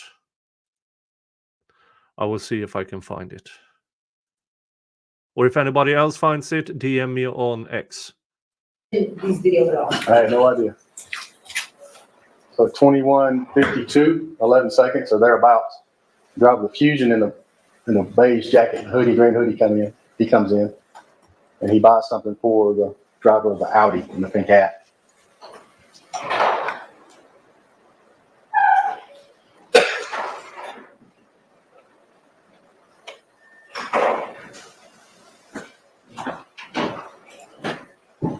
Then the passenger from the Ford Fusion comes in, and the driver of the Audi interacts with him, indicating to me that they knew each other.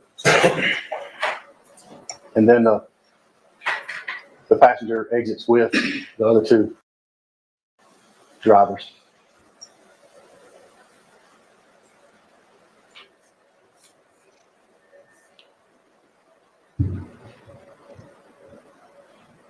Okay, now we're back at 2153.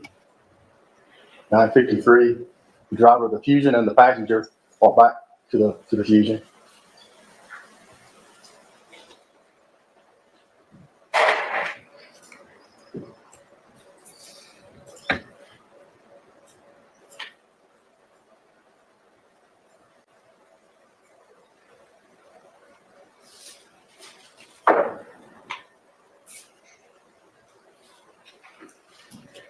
I'll get back in the car and sit there for a few minutes.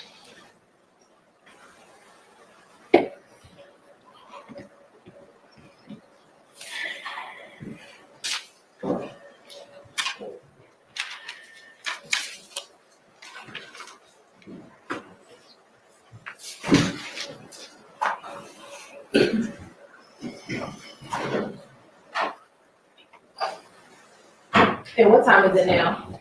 It's 2154, 20 seconds. It's 954, it's almost 10 o'clock. On the same day.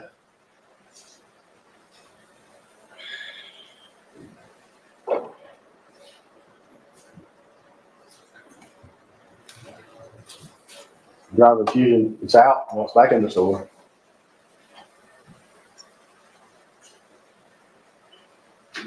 And so that same 9:54 time. That's correct, 954. Makes a purchase.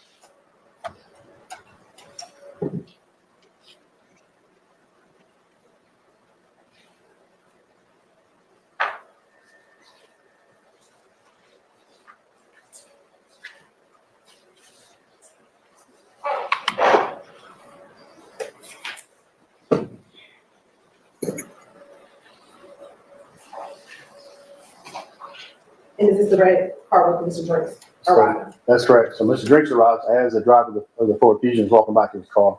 And what time is it now? It's 2156. I believe, yep, 2156 on the same day. 4 minutes before 10 o'clock at night.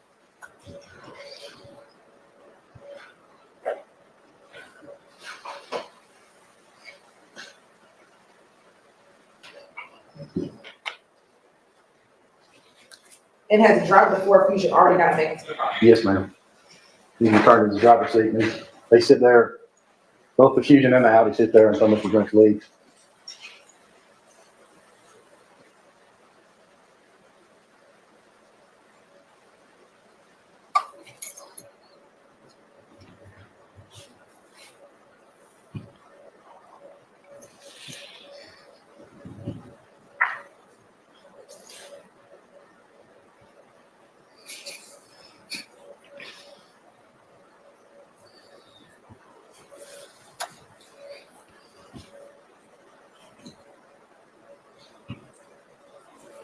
Mr. Drink goes in to the store, makes a purchase, And what time is it now?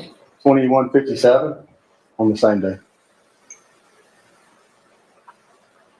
In addition, has the Ford Fusion been saying idle for approximately since about 21:56 p.m. Sure, yes.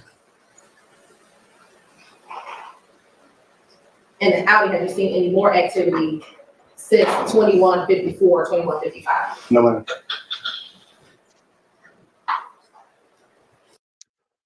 I think Bahira put the nail on the head here. I think shots came from third car. Shannon took off when he saw the car rushing up. Yeah, 3 days prior, he got shot at. 3 days prior to this situation, if I remember, he was shot at. Of course he's taking off if somebody is rushing up towards where he is.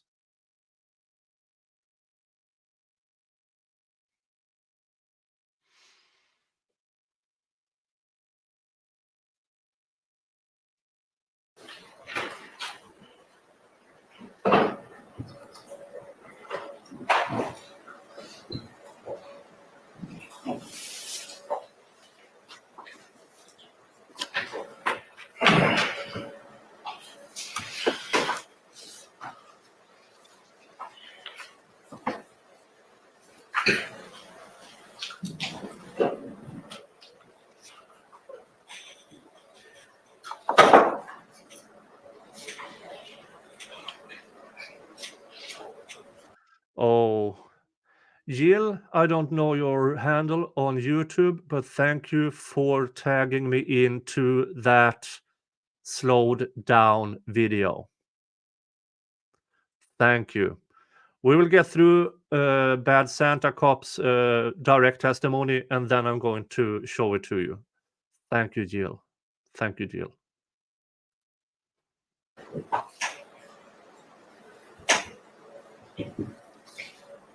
Mr. Drake leads. And what time is it now? 21:59. We're at 21:58 now. I'm at camera 19. Oh, your Ocean Beach. Thank you. 21:59. Oh, There's Mr. thank Drake's exiting the store.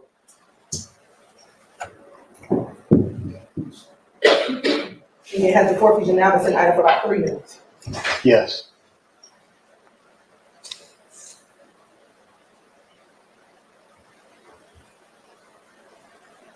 And from your observation, have multiple cars come and gone in the period of time with both the Audi and the Ford Fusion same item. Yes.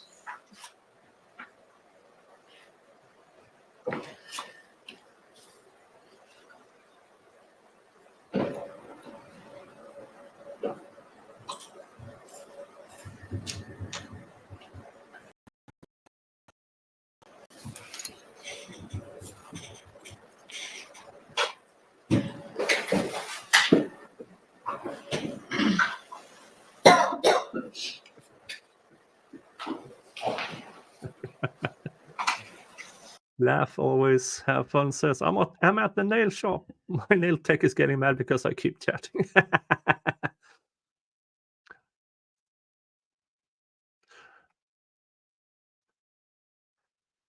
Breeze F baby, there's the charger.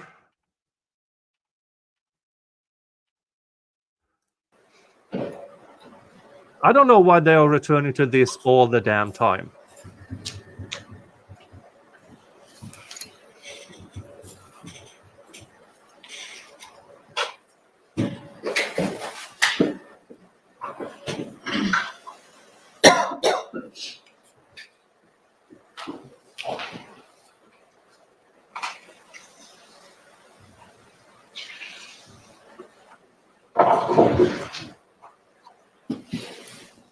And what time is it now? So it's 10 o'clock. 2200.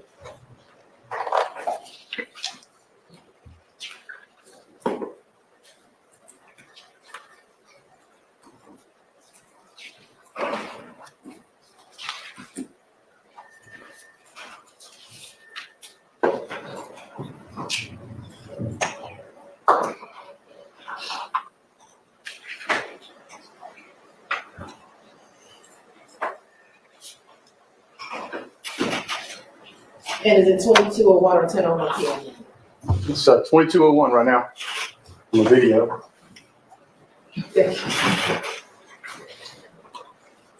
And does the red car pull off at approximately 10:01 p.m. in the video? Yes. And is it only then that the white Audi pulled off? That's correct. And has the white Audi been sitting idle for about at least 5 minutes prior to him pulling off? Yes. And then the Fusion as well. And had that been sitting idle for about 5 minutes prior to him pulling off? Yes.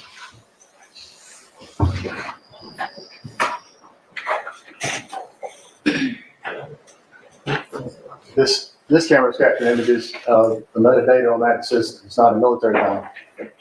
The red car go by at 10:01, followed by the white car at 10:01 in some seconds. And then the third car, the white car, at 10:01. And then does it pick up with the FedEx images that we saw a few moments ago? That's correct. Now, did you, as you were watching the video, take still images of some of the certain portions of each of those videos? I did.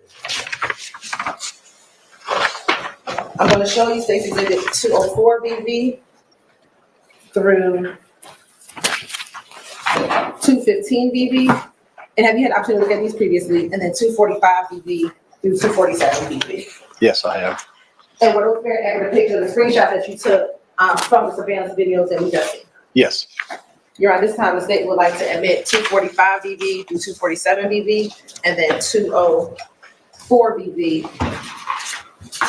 through 215 BV. All right, those are admitted.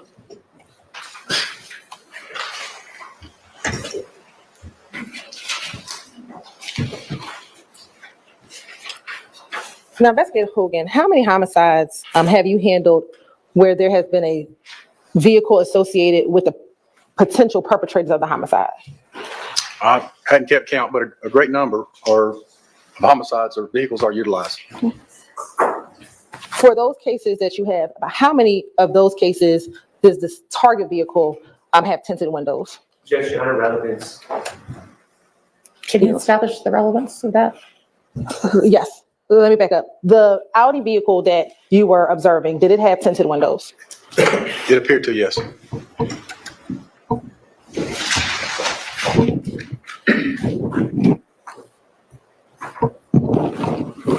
And in the cases that you've dealt with that have target cars or vehicles related to a homicide, is it uncommon for those target vehicles to have tinted windows? Relevance. Seems sustained at this point.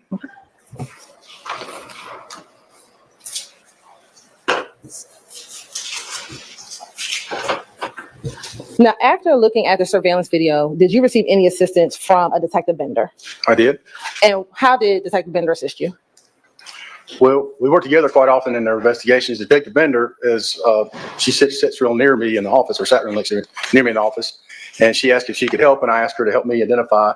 I knew that she was very good with our camera system, our LPR system, that captures tags. So I asked her to help me identify the cars, see if she could find the cars on the system and identify their tag numbers for me, which she was able to do pretty quickly. And were there any? Yes, because you only asked about 2 specific cars. Please find me the tag for that car that belongs to that person and that car. That's all you did. You didn't give her an instruction. Find me within this time limit. You only those colors and that car. Nothing else. That is not how to investigate a case with an open mind. That is being so tunnel visioned that you're basically conducting your entire investigation looking through a toilet roll. Which, incidentally, it's why it's shit. Particular LPR reads that were significant to your investigation? Yes. Okay. And what were the reads that were significant to your investigation?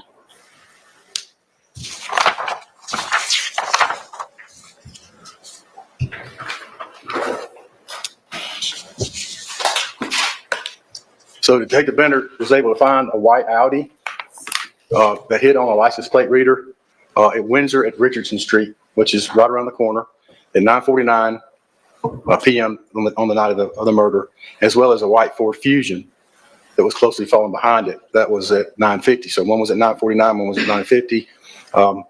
They were both headed in the direction of the BP station. And is that the same area where that VIC camera was located in the picture that we looked at earlier today? Yes, ma'am, it is. Now, after learning of the LPR reads, did you get any other investigative assistance? I did. What other assistance did you receive? Well, I was at my desk, I was going through the video, and I had some really good video of who I consider persons of interest or suspects in the murder, but I didn't have any idea who they were.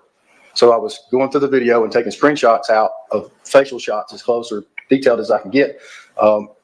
My intentions were to post those in a citywide email throughout to the police department to see if anybody would recognize who they were, and I could put a face with a name or a name with a face.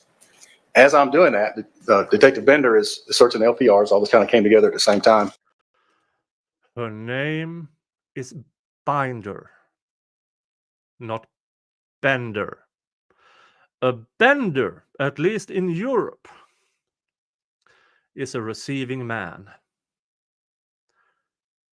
And I'm quite sure she, on the stand, called herself Binder.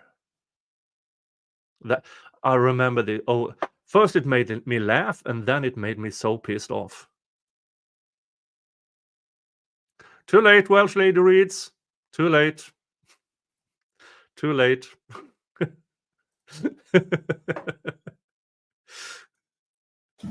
And then a detective, Marissa Viverito and Sergeant Belknap from the gang unit visited the office and came to my desk. Detective Viverito happened to see, or I asked her, do you recognize this guy? And she said she did. And she recognized two of the individuals that I had identified as suspects in the murder. Okay. Between her and Sergeant Belknap. And do you recall what day of your investigation this interaction occurred with Investigative Viverito?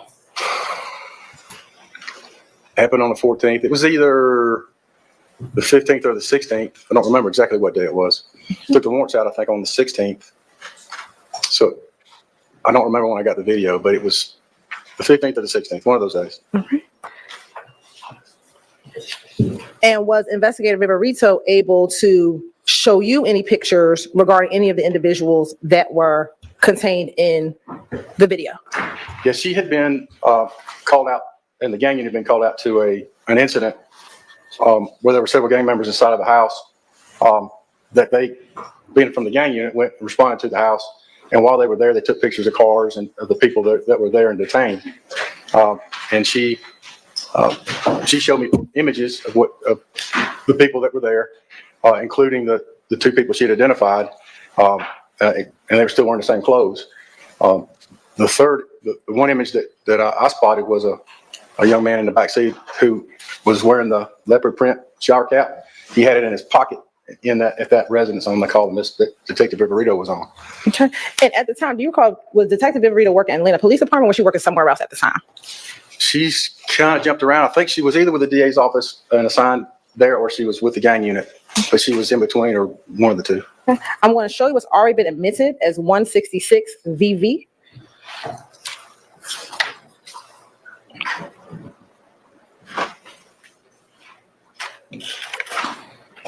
Okay.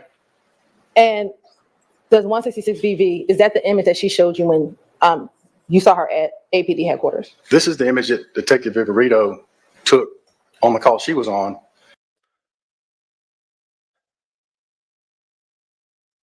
I don't know why these photos. Let's see if After these are the photos. my murder. Again, the pink hat, the hoodie, the same hoodie, and just recognize the face. Okay. And I'm going to show you 167 VV. How is this not? I know they did they did argue this outside of jury on another occasion. How is this not prejudicial towards the defendants? How is it not prejudicial seeing them handcuffs in the back of a cop car? I don't get it. I really don't get it. I really, really, really don't get it. Ocean Beach, did they test for gunshot residue? We will find out. We will find out. Was this another one of the pictures that she showed you while you were at APD? Yes. Okay. And were you able to get a name for the individual in 167 VV? Yes. And what was that person's name? Miles Farley. And then were you able to get a name for the picture for the person who was in 166 VV? Yes. And what was that person's name? Shannon Bernard Jackson.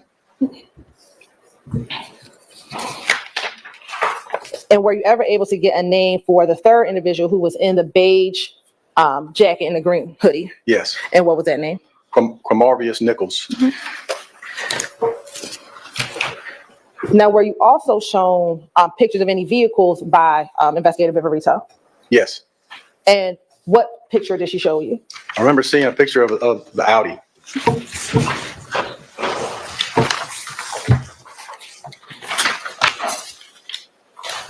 Now, after I'm looking at the surveillance video, looking at the LPR readers, and speaking with Investigative Viverito, did you request any other assistance as related to your investigation?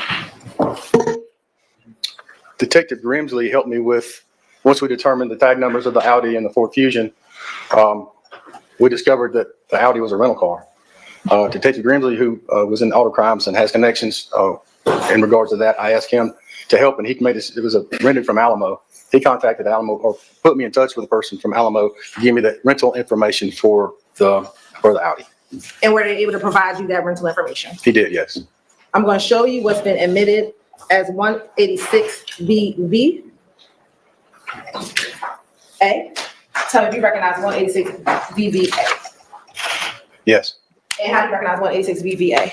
This is the information, or it's a copy of the information I received from the rental car company. And who was the renter of the vehicle? It's indicated here it was Shannon Bernard Jackson. It was that the same person that you had identified from the 2 surveillance videos? That's correct, yes. Excuse me, from surveillance video from the picture. That's correct, yes. Did you ultimately take out warrants in this case? I did. And who did you take out arrest warrants for? For Mavius Nichols, Shannon Jackson, and Miles Farley. And for what charges? For murder.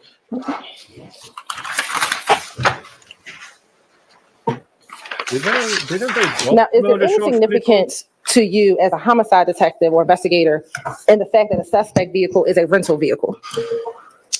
Yes, I found in my experience that, it's been my experience that rental vehicles are quite often used when there's a crime going to be committed. Ocean Beach. Didn't we already hear from rental car people long ago in another galaxy? Correct, but that was regarding the Donovan Thomas. This is not the Donovan Thomas case.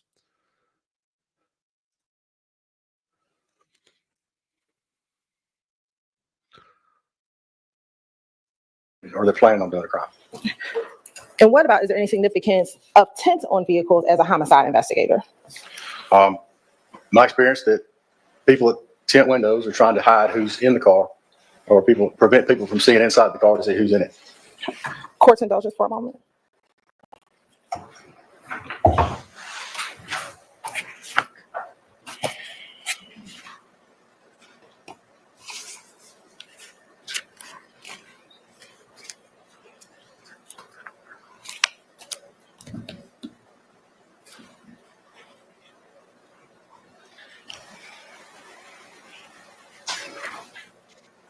No further questions.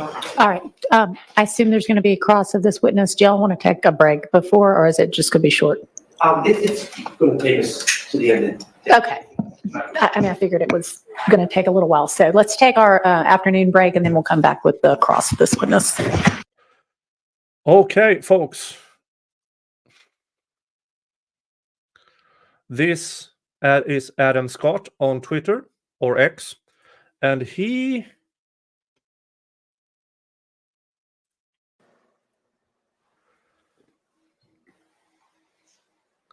see here.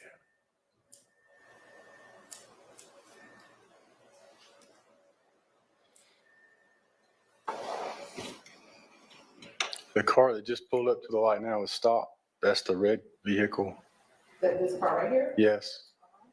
The Audi, the first car to follow the red car out is the Audi, or the white Audi. It's right next to it. Right here? Yes. Okay. And then the Ford Fusion is right to the right of that.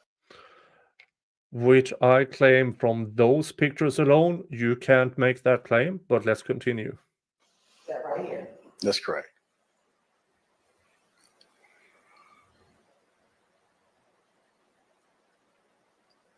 Now, is there traffic going in the opposite direction where the cars are stopped right now? Yes, there's traffic now trying to go onto I-20 eastbound.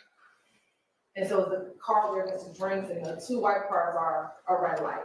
That's correct. It's red light now. And the Audi takes off through traffic, through the red light, as well as the white car, the Fusion. So the Audi and Fusion go through the red light. Let's go back a few seconds. Check what happens with the car, because they take off when a third car comes up from behind. White cars are a red light. That's correct. It's red light now, and the Audi takes off through traffic, through the red light, as well Boom, as the boom, white car, boom. What was the that? Fusion. So the Audi Fusion go through the red light. Well, the Audi did, yes, ma'am. And was there still oncoming traffic coming as they were going through that light? Yes, there was. And then that car did a U-turn, which is a little odd. Why did you say it was odd? Turning closer. I don't know if And that's then what takes they off. witnessed or if they heard anything, but it's suspicious to me that at that. And check again. What happens just as they pull up?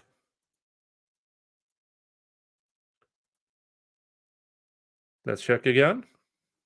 Odd. That's odd. Flashlight. Why did you say it was odd? I don't know if that what they Boom. witnessed or if they heard anything, but it's suspicious to me that at that particular time, since You didn't see that. And he took his foot off the brake. I would argue to you guys that there are more evidence. It was a red light. Of course, cars are going to stop. We don't know if those two white cars stopping up there was the actual Audi or the actual Ford Focus. There are light-colored cars. That is all that is seen. But the third car, there we saw flashes of light. Tell me if I'm wrong. I always do that. If I'm wrong, just tell me. Just tell me. And if he believed that this guy was a witness, why didn't he even make an attempt to track it down? You know the time? There will be somewhere along the route a license plate reader. Why didn't he even attempt to find the third car? He made no such attempt. None whatsoever. He did comment it was odd.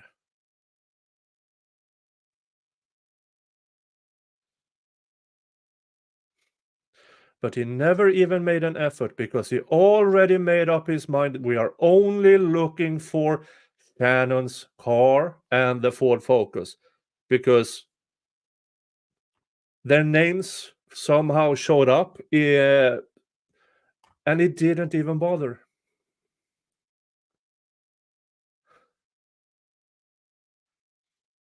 Yeah, and as Nat Ann, watch the taillights. When the third car comes up, the taillights flicker, and that's when the fourth car does a U-turn. Yeah.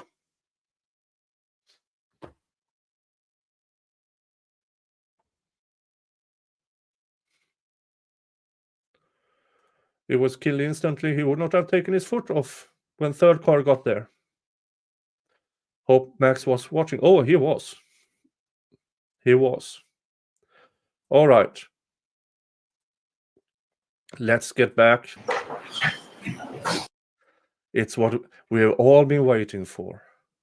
Max Schardt's cross-examination. Skipping ahead to the end of that afternoon break. Here we go, folks. I'm actually going to play this in real time. Reason why someone would rent. Playing in real time. No speeding up here, folks.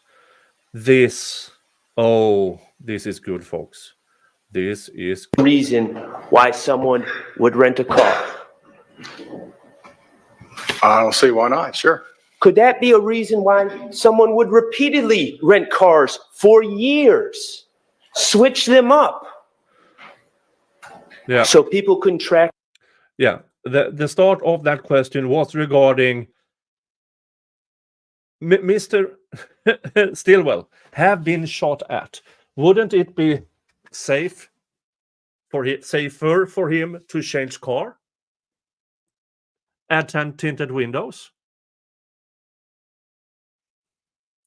This is a masterful cross-examination, folks. And I'm just going to play it. Him down and killed him? Could that be a reason? Assuming fake evidence. Overruled. Could that be a reason? Sure. How about an individual whose friends had just been gunned down 3 days prior? Could you envision a situation where that individual would want to rent a car so no one knows what he's driving? Objection, speculation. Overruled. Yes. Okay. And tinted windows. You said tinted windows can be used to commit crimes because you can't see in as well. Could conceal an identity. That's correct. That's what I said, yes. By that same logic, couldn't tinted windows keep people who are trying to kill you off of your scent, off of knowing what you're driving? Yes. Especially 3 days after they have murdered 2 of your friends in cold blood? Sure. Could that be another reason why someone would rent a car? Yes. Could that be a reason why someone would rent a car and break a rental agreement and put tint on those windows? Yes. Thank you. You're welcome. All right. This warrant that you took out, sir,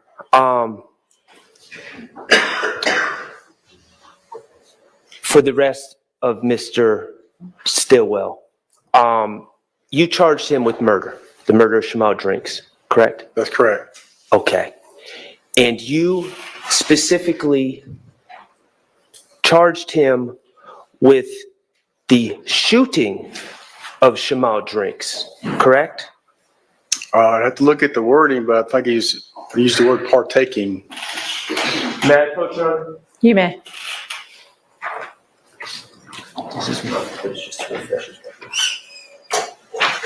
We're looking at a copy of the warrant that you took out, assist you in remembering the wording. Sure. Let me assist you. Grab the wrong one.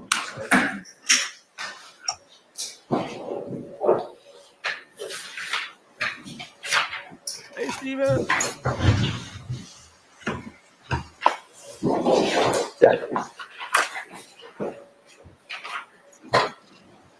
Thank you. Yes, sir.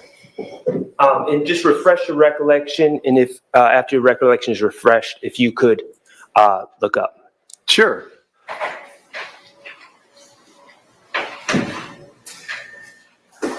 Yes. Okay, and in fairness, you did say participate Yes. in the warrant, but you said by shooting Shamal Drinks. That's correct. Okay, on 3/14/2022. That's correct.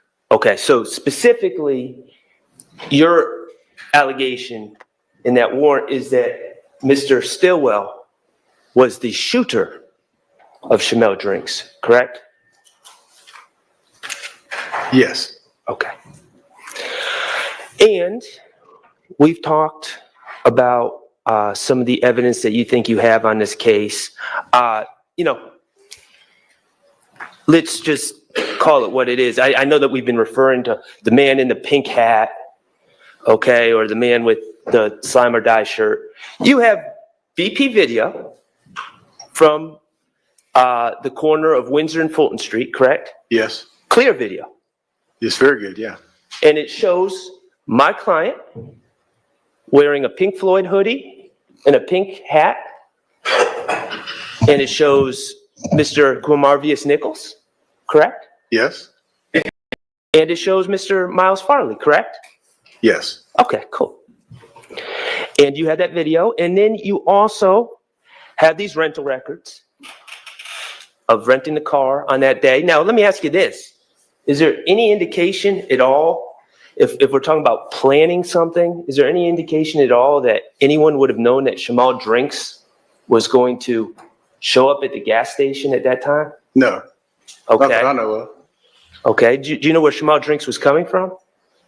No. Okay. And then you have video from the FedEx, correct? I do. Okay, and that shows Windsor Street. Yes. And you maintain that that video shows that my client in his white Audi pulled up next to Shamal Drink's car. Yes. And you maintain that that video shows that my client shot Shamal Drinks. Participated, yes. Okay. I mean, your theory is that my client was driving. Yes. Okay. And your theory is that the shot was fired out of the driver's side of the car. Of the Audi, yes. Yeah. Your theory is that Shannon Stillwell was in that white Audi and shot Shamal Drinks at that stoplight. Yes. And your contention is that video, that FedEx video, will back that up ultimately. That's my conclusion from my investigation, yes. Okay, cool. Yeah. All right, so let's go back to where this investigation started. Evening of 3/14/22. Okay. Okay? And you see this red car with this gentleman inside who's sadly deceased, correct? Yes. And you arrived before the body was removed, correct? That's right. Okay. Now, this is your crime scene. I know that you weren't the first one there, were you? No. Okay, but this is your crime scene. Yes. So you're in charge of knowing the status of the crime scene and where everything was at the time it was first discovered. Ultimately, yes, I am. Okay. So let me ask you.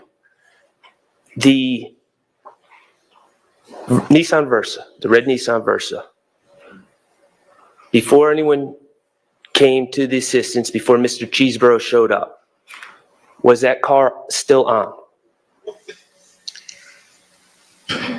When I was there, I don't remember it being running, no. No, I'm asking, since it's your crime scene, when the first people showed up, to your understanding, it's your investigation. I wasn't, Speculation calls for hearsay.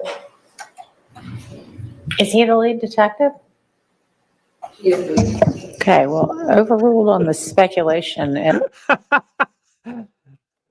Objection! Speculation! Is he the lead detective? Well, yes. Well, it's his investigation.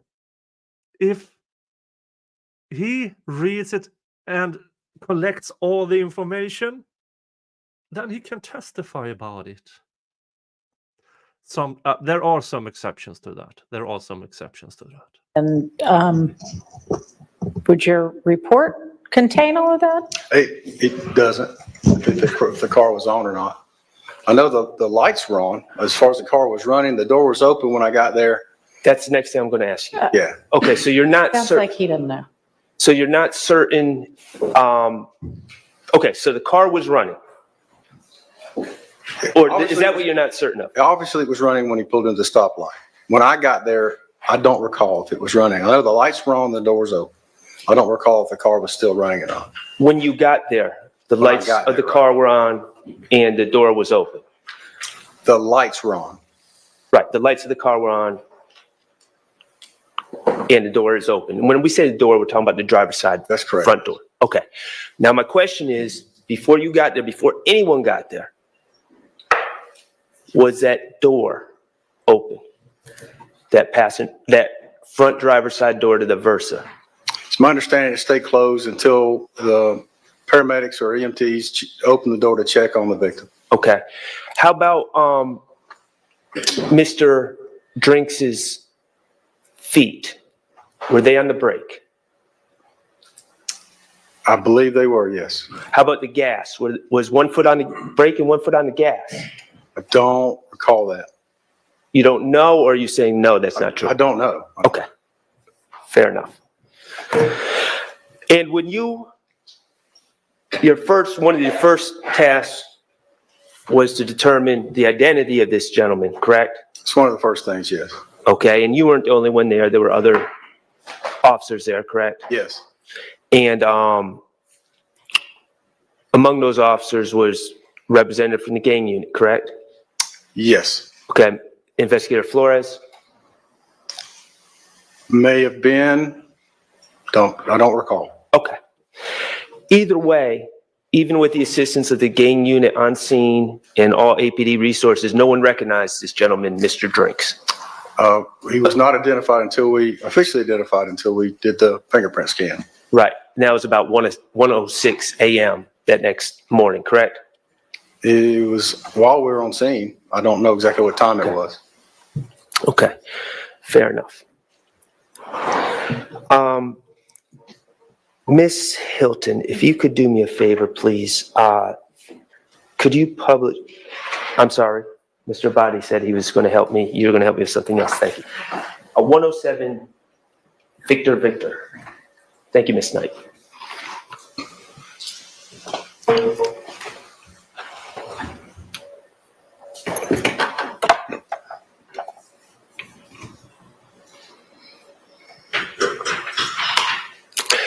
Cell phone, do you see that cell phone in Exhibit 107, Victor?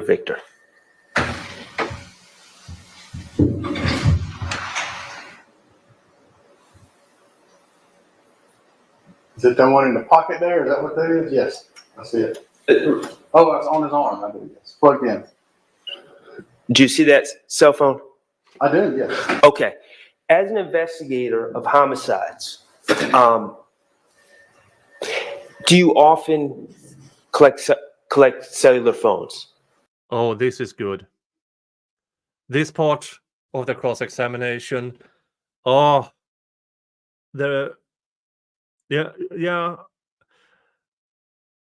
Watching this again, because I did see this. Yeah, Miss Gaither is not the most incompetent officer I have ever seen in my life.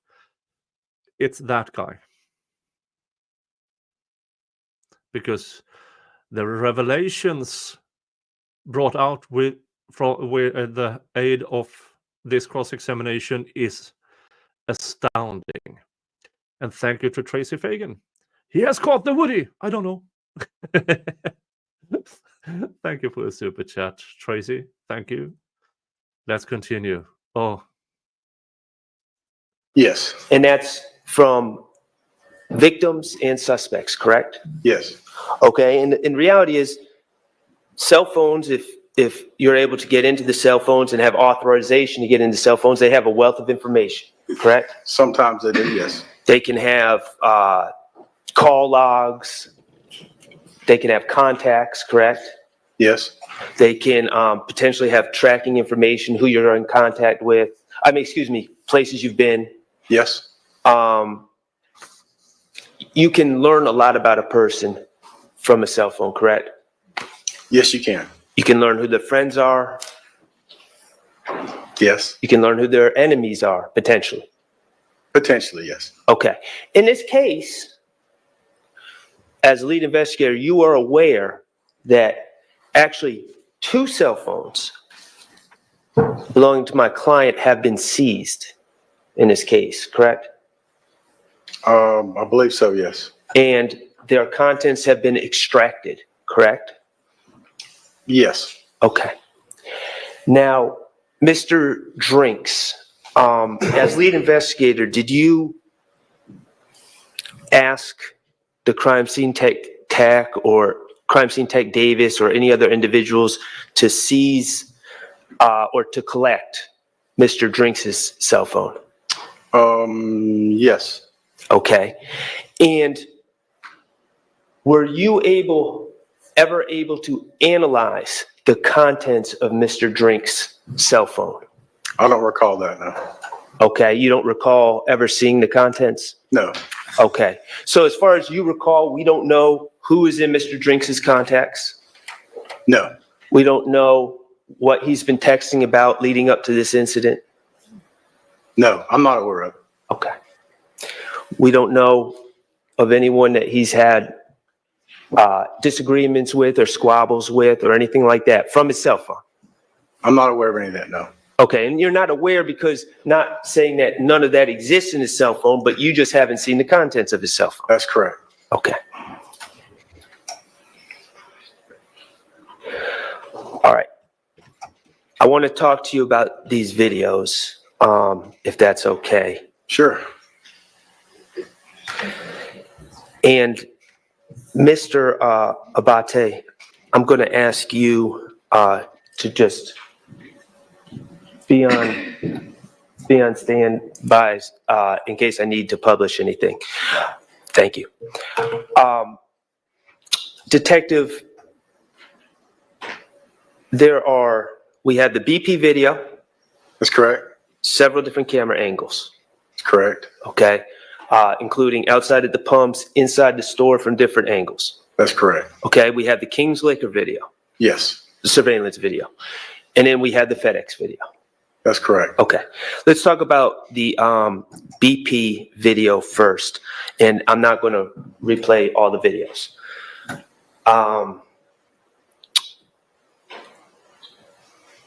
You see my client, Shannon Stillwell, in the pink hoodie and pink hat, arrive in the white Audi, correct? Yes, In the white Audi that was rented in his name, that's correct. and the white Audi that he told Investigator Viverito on March 16th, yeah, that's the Audi I'm driving, correct? That's correct, yes. Okay. And it did have tinted windows, didn't it? Yes, All right. You see him arrive at the store, and then you see Mr.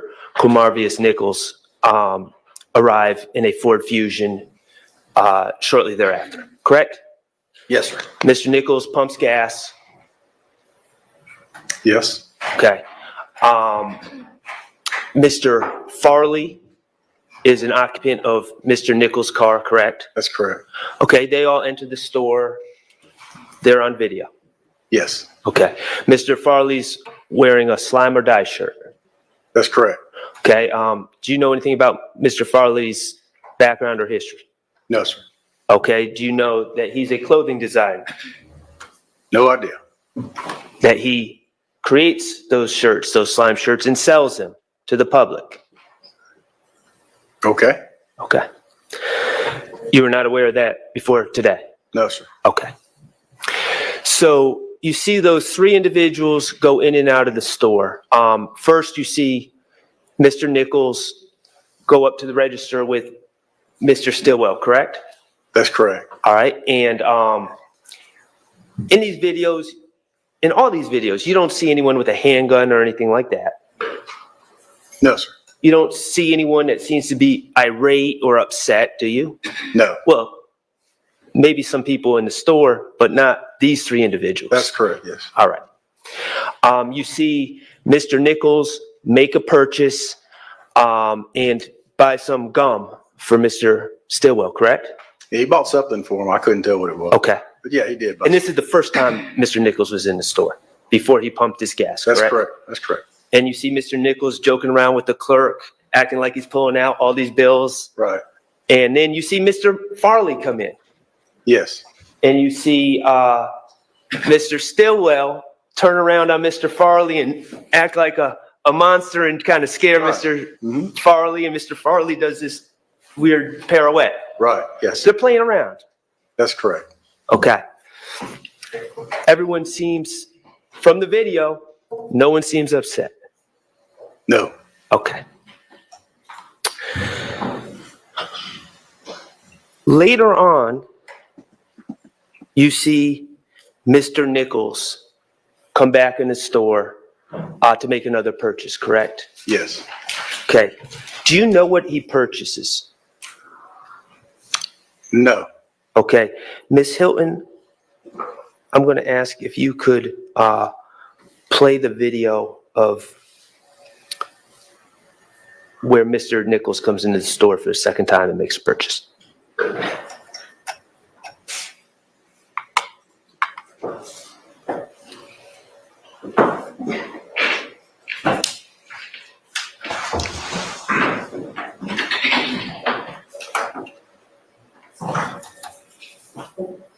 If you could play that. Are you able to see what he is purchasing?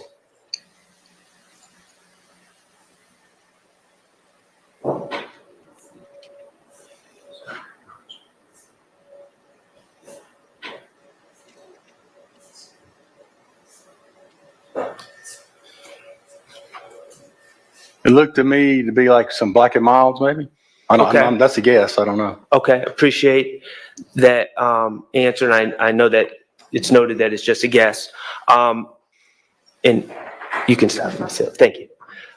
Your Honor, may I approach DS 56? You may. Sir, I'm approaching you with what's been marked as DS 56. Do you recognize that image? Yeah, it's an image from the series of video we just watched. Okay, that's a still image from the video we just watched?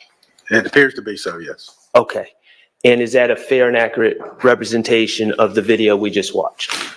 An image from the video we just watched? Sure, yeah. Okay, thank you. Your Honor, at this time, I would move to admit DS 56 in evidence. No objection. It's admitted. Permission to publish? You may.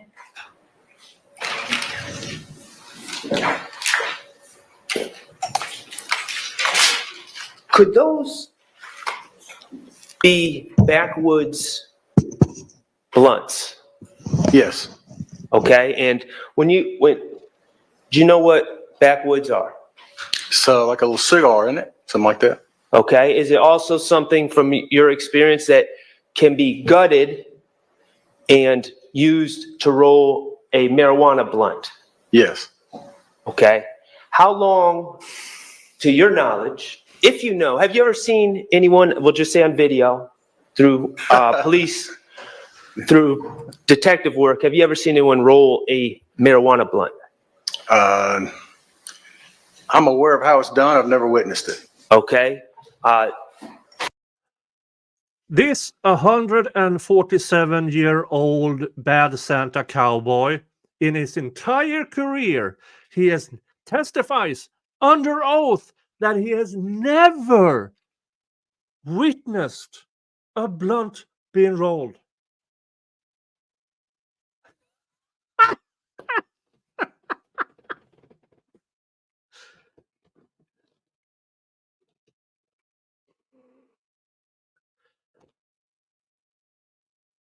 Yeah, I told you guys, this guy is a worse investigator than Gaither. This veteran investigator with over 100 murder investigations have never in his life seen a blunt being rolled.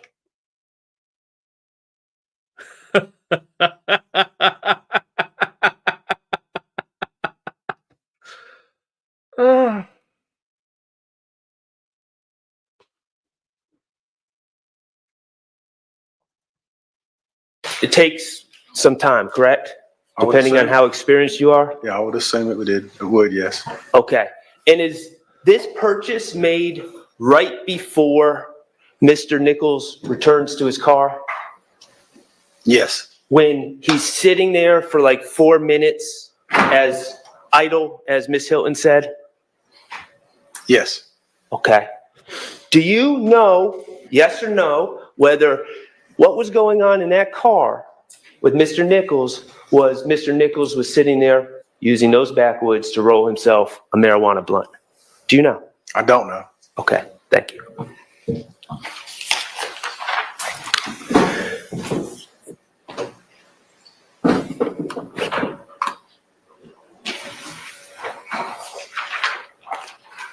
Okay, in the entire BP video, we see Shamal Drinks show up, correct?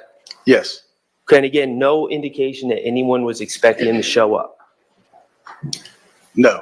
Okay. While Shamal Drinks was present at the BP, he walks into the store, correct? He does. How many times does he walk in the store? Once or twice? Just once. Okay. And he makes a purchase. Correct. And there's apparently some other man on the video that's trying to steal some condoms or something, and the clerk is having a problem with him, correct? Yeah, there's a little kerfuffle. It wasn't like he was trying to steal. Okay. Sustained. Do you see a man getting into it with the clerk and then suddenly pulling condoms out of his pocket and throwing them back at the cashier? I remember that interaction. I don't know his condoms, but Maybe the cashier told this customer that your sensitivity goes down, so you don't finish as fast. And this guy walked up and said, "You liar!"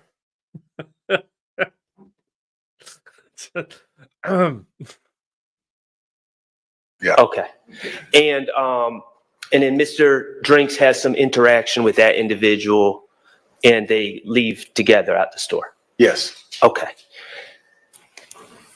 Do you know who that person is? The person that Mr. Drinks was interacting with?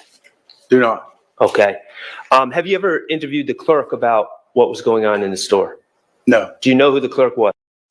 Remember I told you during his direct examination, wouldn't it be proper for an investigator to find out who worked that day and talk to that person?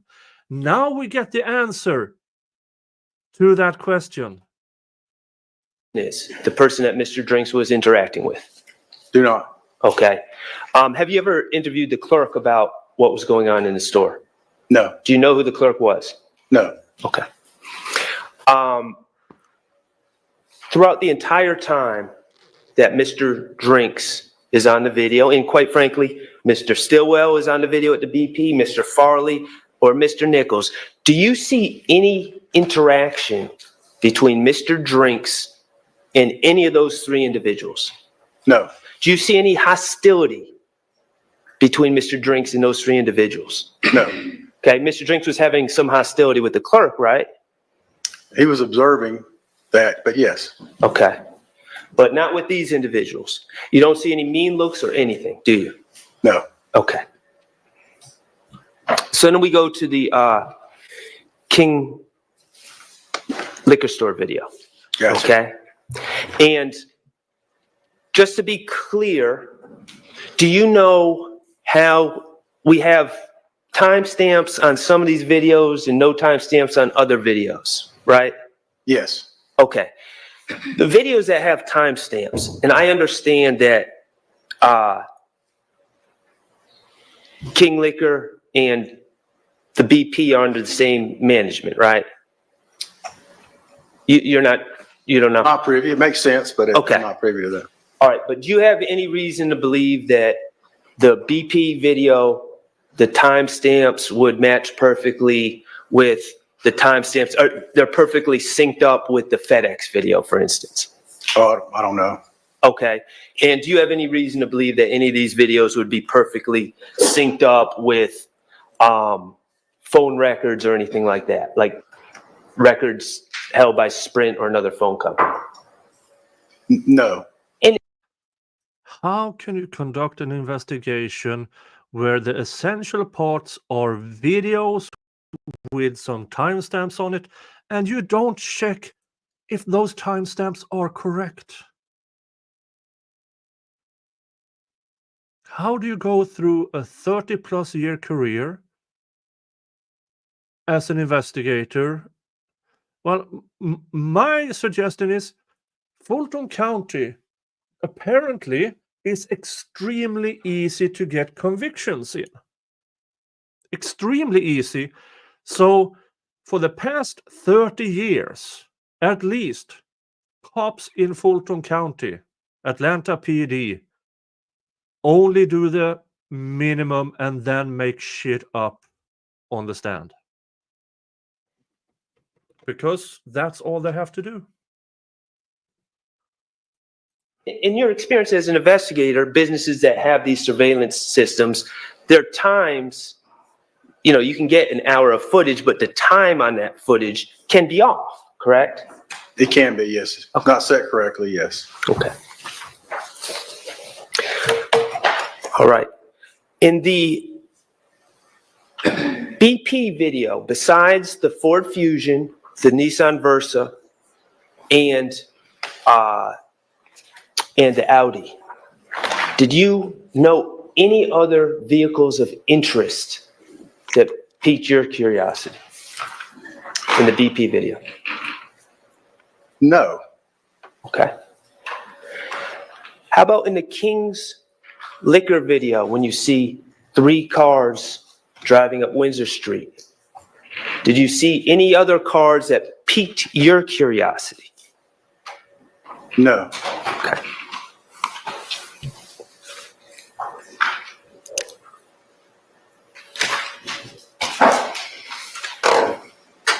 I keep it. Yeah. I try to. Let's talk about the fact.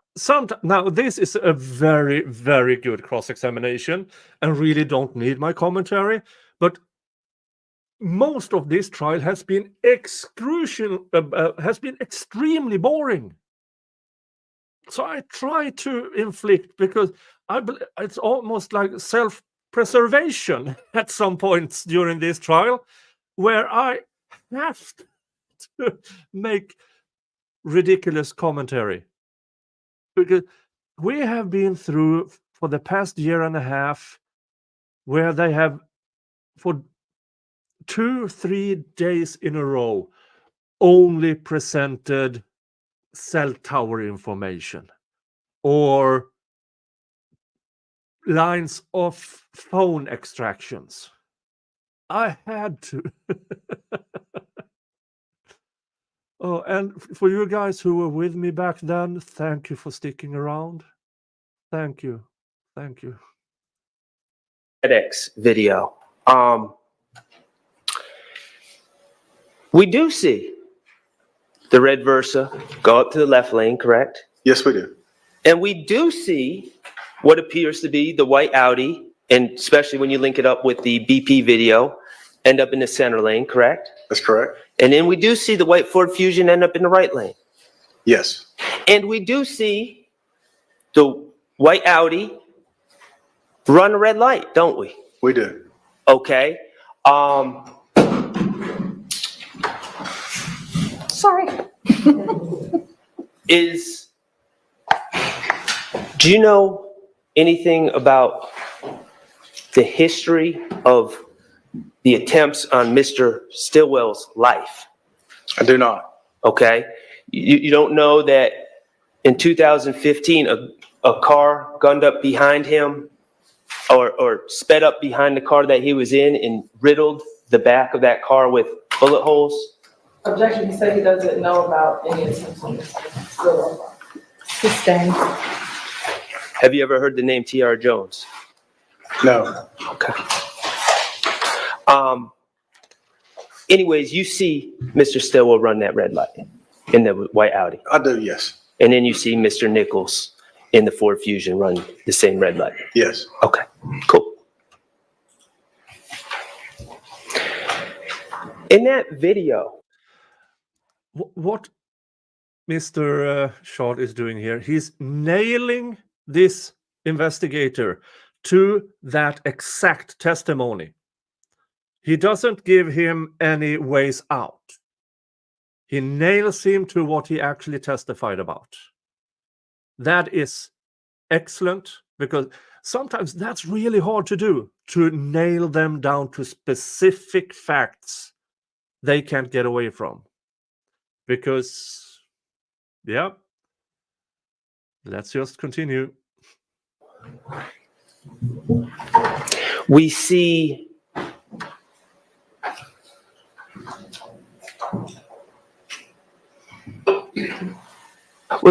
I'll get there in a second. Let's talk about LPRs.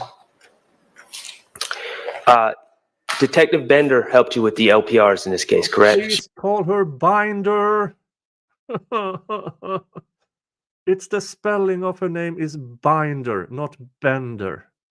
He did, yes. And you consider this an important part of police work because you're able to track the movements of specific cars. Yes. And you, at that time, felt that the white Audi was a suspect car, correct? I did. And you wanted to track its movements. Yes. And you thought the white Ford Fusion was a suspect car.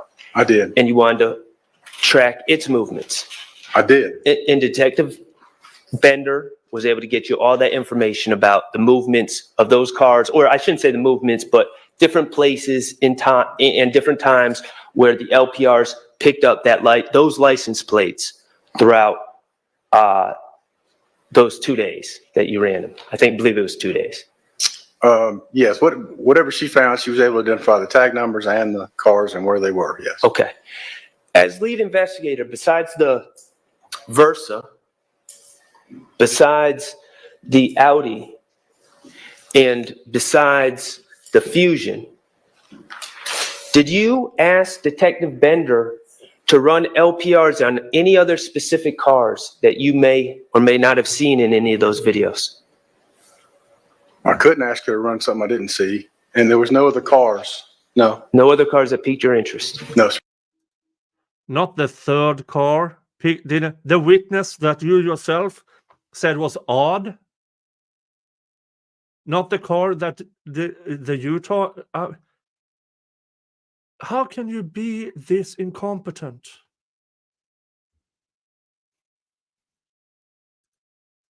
Okay. All right.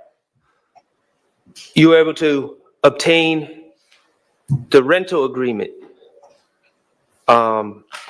for this Audi, correct? Yes, sir. And you're aware that Mr. Stillwell rented this car on 3/14 at approximately 3 in the afternoon? Well, let me check. Yes.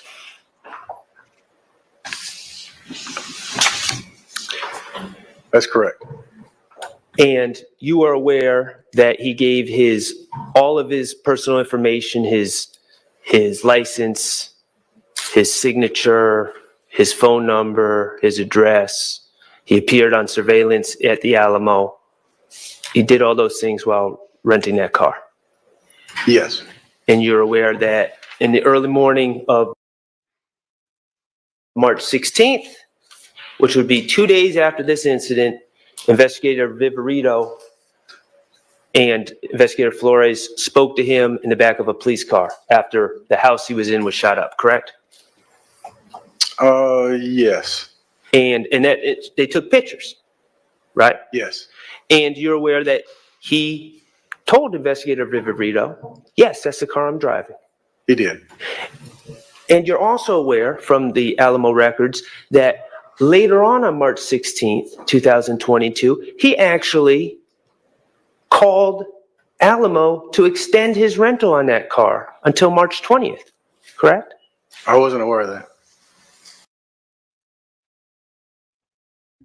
He has his absolute main suspect, and he does not know about the rental agreement.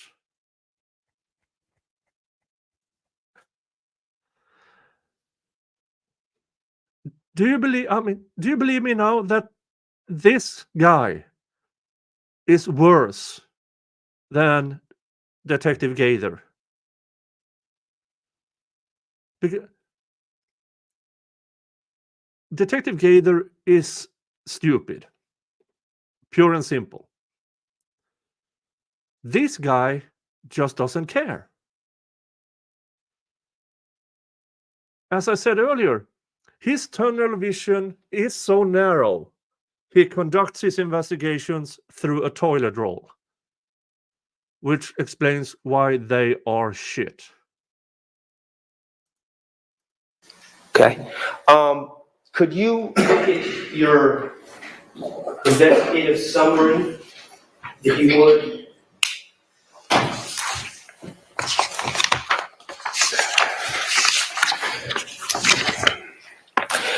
And I'm going to refer you to page 19.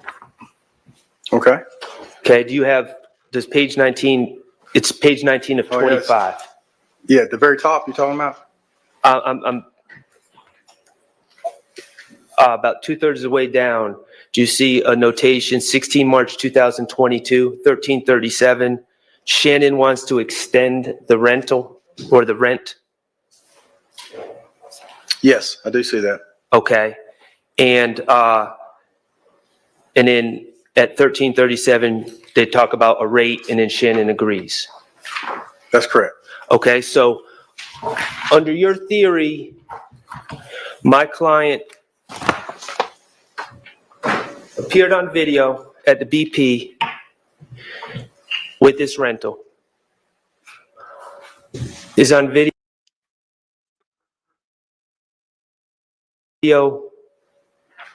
shooting man out of the driver's side of this rental. And then 2 days later is telling Investigator Riverito, that's my car, right? Yes. And then, Yeah. First of all, thank you, Chloe Albert Revenge, for your $5 super chat, saying Cowboy Santa was lost after his partner Marshall Dillon went Hollywood and didn't take him along. Cut him some slack. Thank you for your support, but I will not cut him any slack. I really won't. And about this part of the testimony, Shannon Stillwell said, yes, that's my Audi in the BP station. Yes, it is. This is the group of guys who always try to lie to the cops, try to get away. Why would he admit to be, even though it's clear as day that it is a white Audi and you can see him?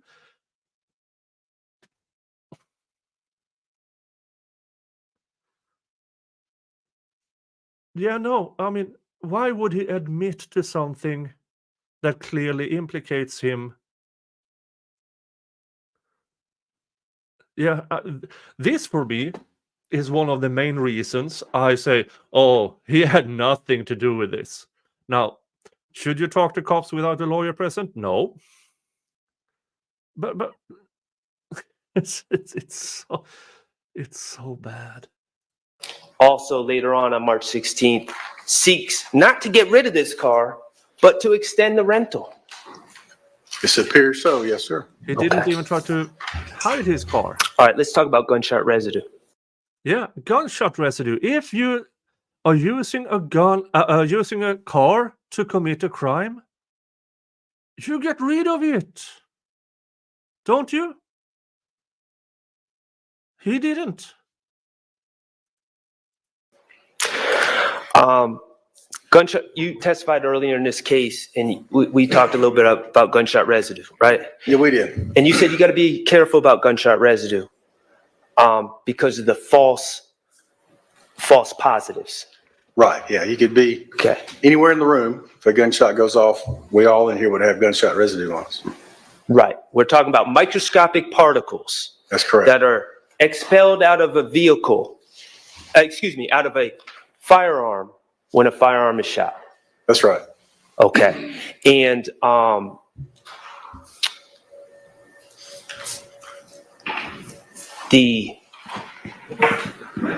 these particles are expelled in a way that you just said, if someone shot a gun in here, we could all have gunshot residue on us. That's correct. Okay. And that would be unfair if I shot a gun to say, well, you have gunshot residue on you, because that would be a false positive on you. That's correct. Okay. But gunshot residue does detect if a gunshot was fired in the area, correct? Yes, it's evidence of that a gunshot was in the area, right? All right. Especially in fabrics and cloth and things of that nature, correct? That would make sense to me, but I'm not an expert on it, but yes. Okay. Well, those type of materials would not be subject to something like hands, where you could sweat the gunshot. He has conducted over 100 murder investigations. Why wouldn't he be able to testify about gunshot residue? Residue off, correct? That's correct. Okay. And in this case, That FedEx video that you viewed, we see traffic lights, right? Yes, We can see brake lights, correct? yes, We can see headlights, correct? yes.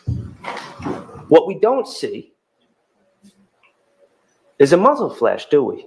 No. Yeah, how come, Mr. Investigator, if a gun is fired in the middle of the night from the car you claim it was fired from, why is there no muzzle flash? Okay. Now, you testified about shell casings. Yep. And you said you looked all over for shell casings on the scene. We did, yes. And shell casings are the cartridges that are expelled when a gun is fired. That's correct. Okay, and there were at least 2 or 3 shots fired just from looking at Mr. Drinks' the red Versa, correct? At least, yes. Okay, so you were looking for 2 or 3 or possibly more shell casings on the road, correct? Yes. Okay, and you didn't find any. None. And your conclusion was, of course, maybe you missed them. That's always a possibility. But the other possibility, as you stated in direct, is the gun wasn't, the person who's shooting the gun didn't put the gun outside of the car where you would see the muzzle flash. The gun was actually inside the car when it was fired, correct? Yes. Okay, and certainly if the gun is inside the car, that would cause gunshot residue to be spread throughout the car. You assume so, yes, sir. Including the headliner, correct? Yes. Okay.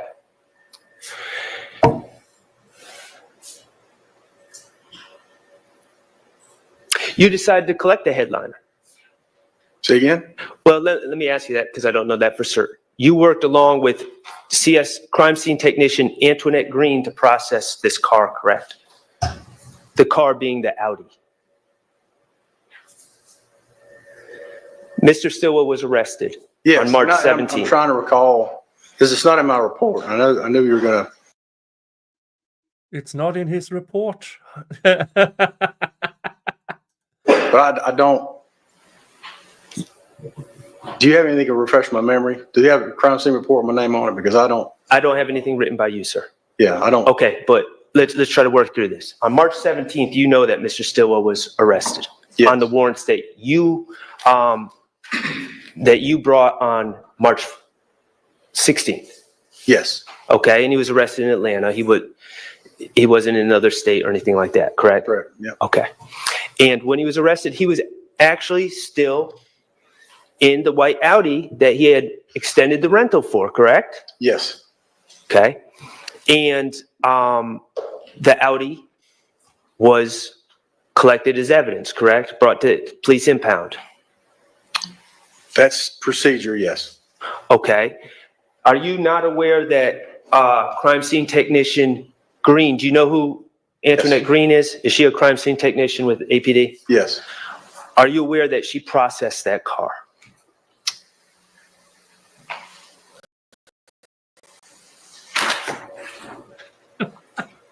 I don't recall for sure. I know I've done several cars with her before, but in this particular case, I don't recall being with her to process the car. This particular car. Do you recall a headliner was collected in this case, correct? You do know that? I do not. You don't know that the headliner of the Audi was collected? He's the lead investigator, and he is so clueless. Yeah, as Chloe Albert's Revenge says, this guy is an expert in surveillance video memory, though. Collected as evidence in this case and analyzed? It makes sense that it would be, but I don't. Okay. I don't recall that, no, sir. In your experience, your expertise as an investigator, a homicide investigator, a headliner would be a very appropriate piece of the car to collect, to check for gunshot residue. Again, yes, sir. It makes sense. I'm sorry, I don't recall. And it should have gunshot residue in it if a gun is fired from within that car, correct? If it has not been cleaned, yes. Okay. You can't clean all of it. It would be in vents. It would be on steering wheels. It would be in the liner. It would be on the shift stick. It would be everywhere.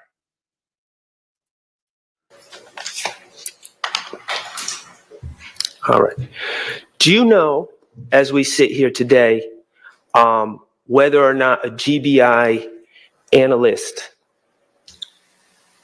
tested that headliner for gunshot residue? Do not. You don't know what the results are either, do you? No, sir. Okay.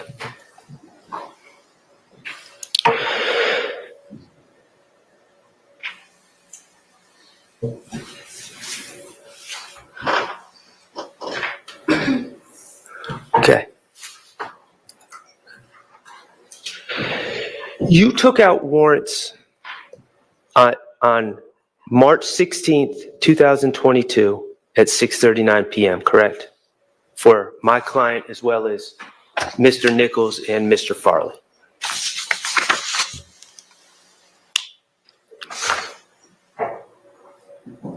Yes, well, 6:40 p.m., but yeah.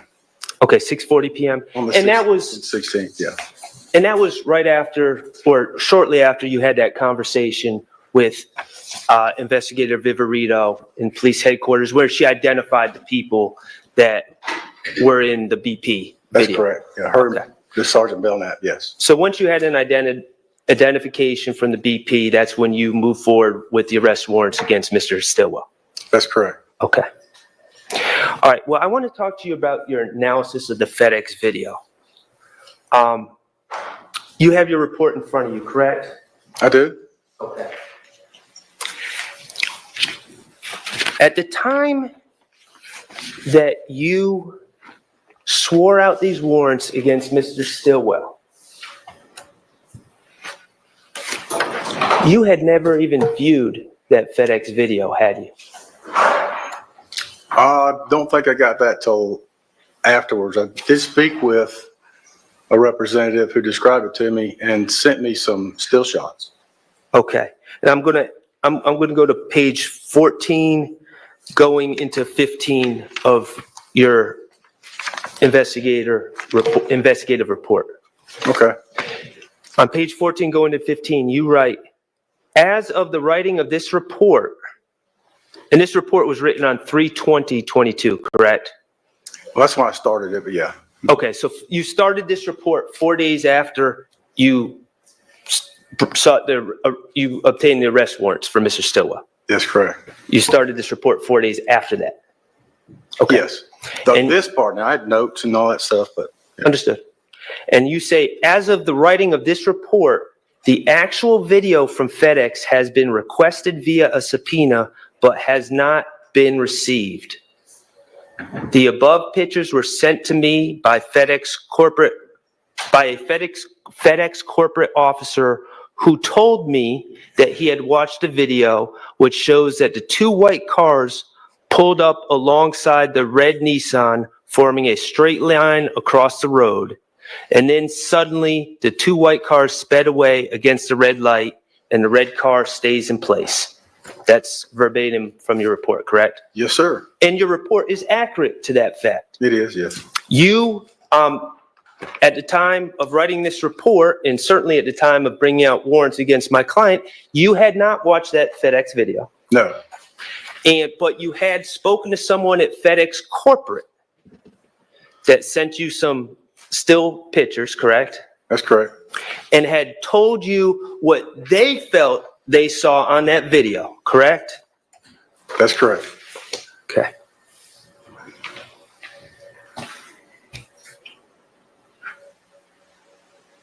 Who was that FedEx corporate officer who analyzed this FedEx video? I don't remember. Do you know that person to have any law enforcement training? Not familiar with it. Okay.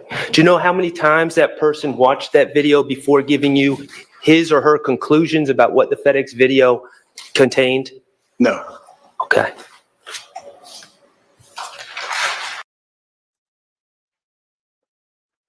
I'm speechless. This guy relied on an unspecific FedEx person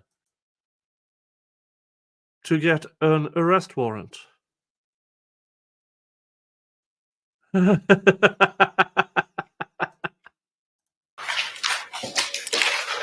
When did you finally receive the FedEx video? I don't recall exactly when I got it. Do you remember what month? No, I don't remember. When did you remember when you first watched that FedEx video? I've seen it several times, but I don't remember when I first saw it, no. Was it months after bringing up these? Why would you not have that in your notes? I asked for the FedEx video. I subpoenaed that day. I got the call from a person on that day. I received the video on that day. I watched it that day. This is basic cop work, folks. Basic. And this is a 30-plus year veteran homicide detective.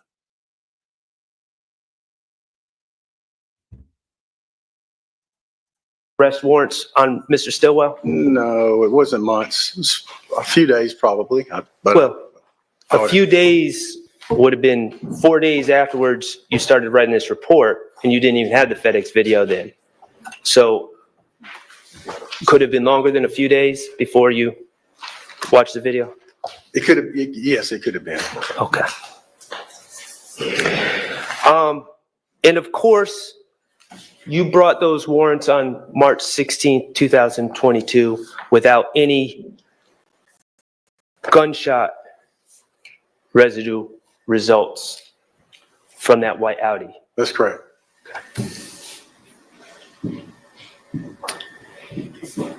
You said you saw a car in that video, the FedEx video. Ms. Hilton, could you play the FedEx video for me? Thank you. And now, folks, a bit of a spoiler. Mr. Schardt does not go into specifics, alternatives in this FedEx video. Mr. Schardt is a highly skilled attorney. I assume he is not bringing it up because he is planning to bring it up in case in chief. So I don't believe it's a mistake. I believe he's saving it from when it really makes an even more impact. it can be 101:20. We can start.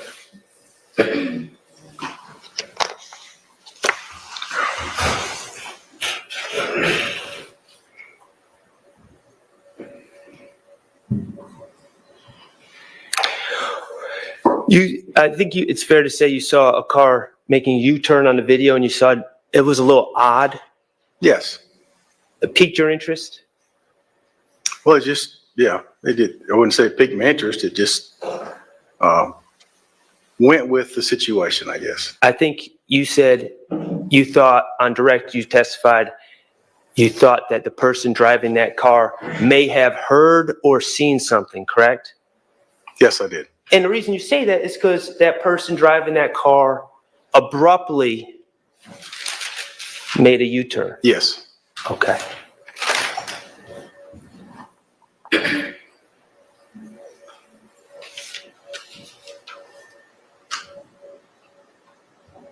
I'm ready to go. It's not me. I'm ready. Oh, I'm sorry.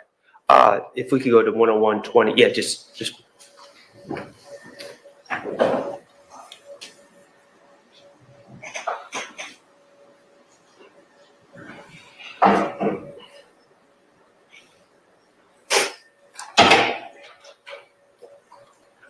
That's that's the red Versa pulling up, correct? Yes, sir. Okay, and that would be the white Audi. Yes. And that would be the white Fusion pulling up on the right lane, correct? That's correct.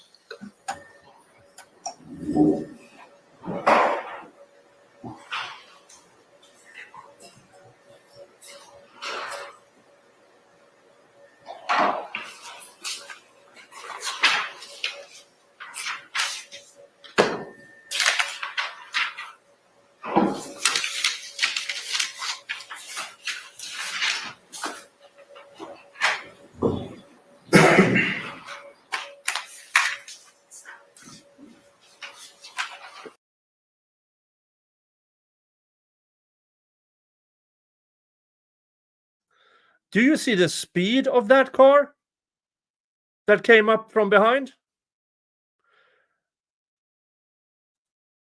Let's go back a bit. Now, they have been at that intersection for, let's count here. We are at 7:49 in that video, in the law and crime stream. Yes. And that would be the white Fusion pulling up on the right lane, correct? That's correct. They are both there at 7:41.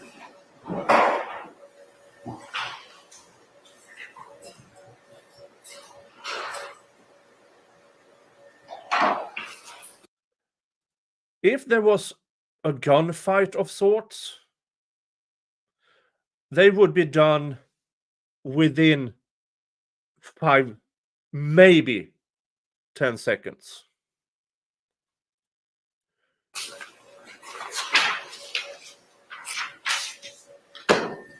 No muscles, no muscle flashes, no nothing.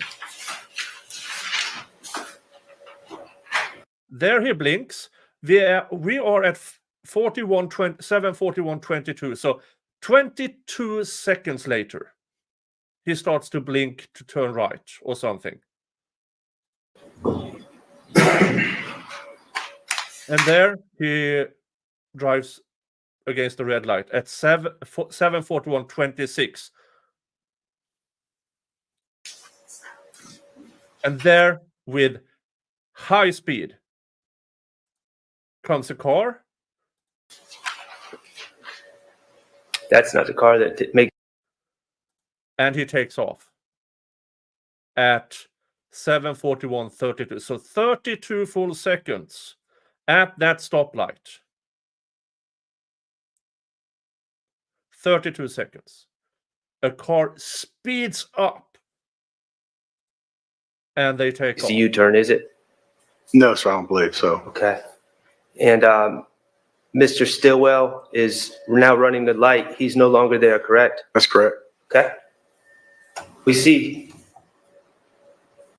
Let's go back. Do you still see the muzzle flashes from Mr. Stillwell is now running the light. He's no longer there, correct? That's correct. Okay. We see. Now this car pulls up. What does that fourth car see with the third car and the red car that makes him do a U-turn?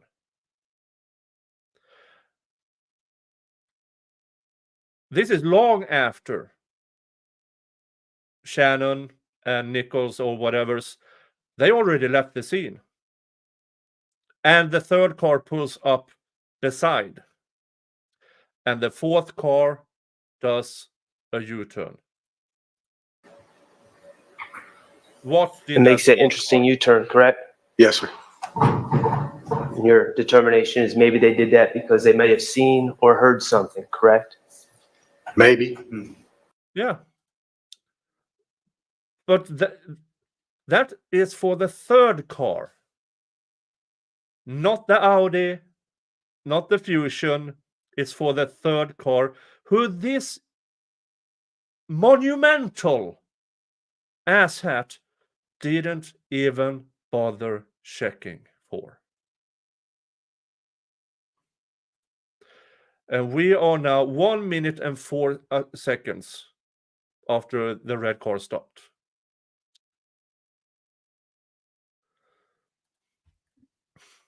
Let's go back.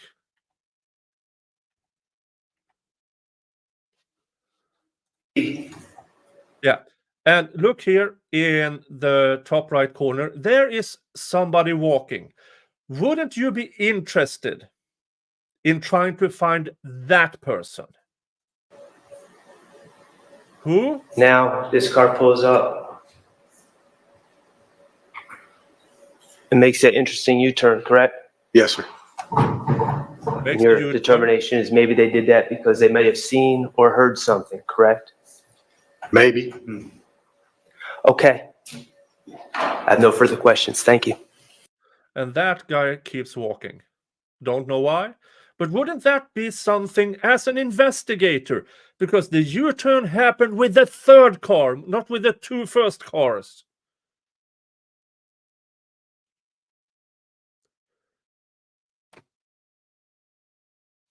Shannon Stillwell had nothing to do with this, in my opinion. If that is even his car up there. They sped away, in my opinion, because a third car came dashing from behind. And remember, just a few days earlier, Shannon was shot at. Of course he's taking off when somebody speeds up from behind.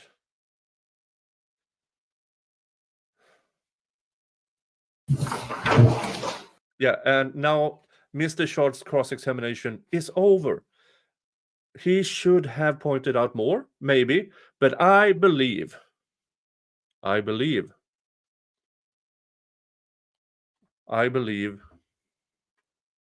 that this is because Mr. Schardt is planning something for his case in chief.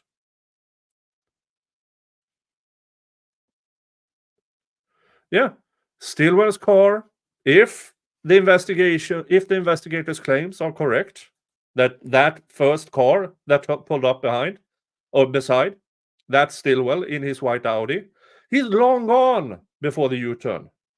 A good 20 seconds before the U-turn. He's gone when the third car shows up, he's bolting.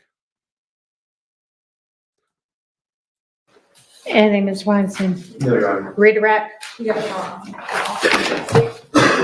And redirect, I really don't care about, but I want to see what happens after. Oh, they didn't have any more questions. Okay, then we can play that. No. I actually want to start right here at the FedEx video. Was there anything in the video, once you actually watched it, that was inconsistent with what you were told by the FedEx person? No, ma'am. In the video we just watched, prior to Mr. Stillwell fleeing into the red light, was the white Fusion and the Audi stopped for a moment before fleeing into oncoming traffic? Yes.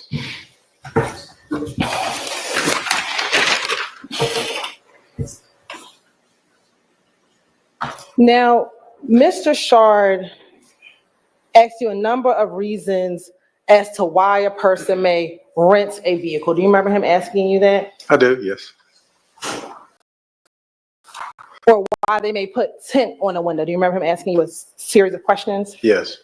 Can a person place tinted windows on a rental car to conceal themselves in an attempt to seek revenge on the person that they think may have killed their two friends 3 days before? Yes.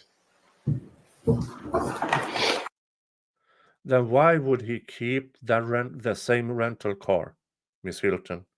Why on earth would he not only keep it, extend the contract?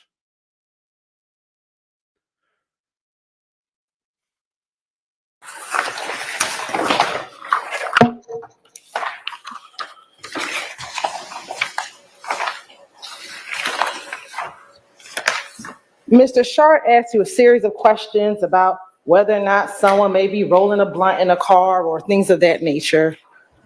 Do you? Yeah, this keeps being this stupid. But that also,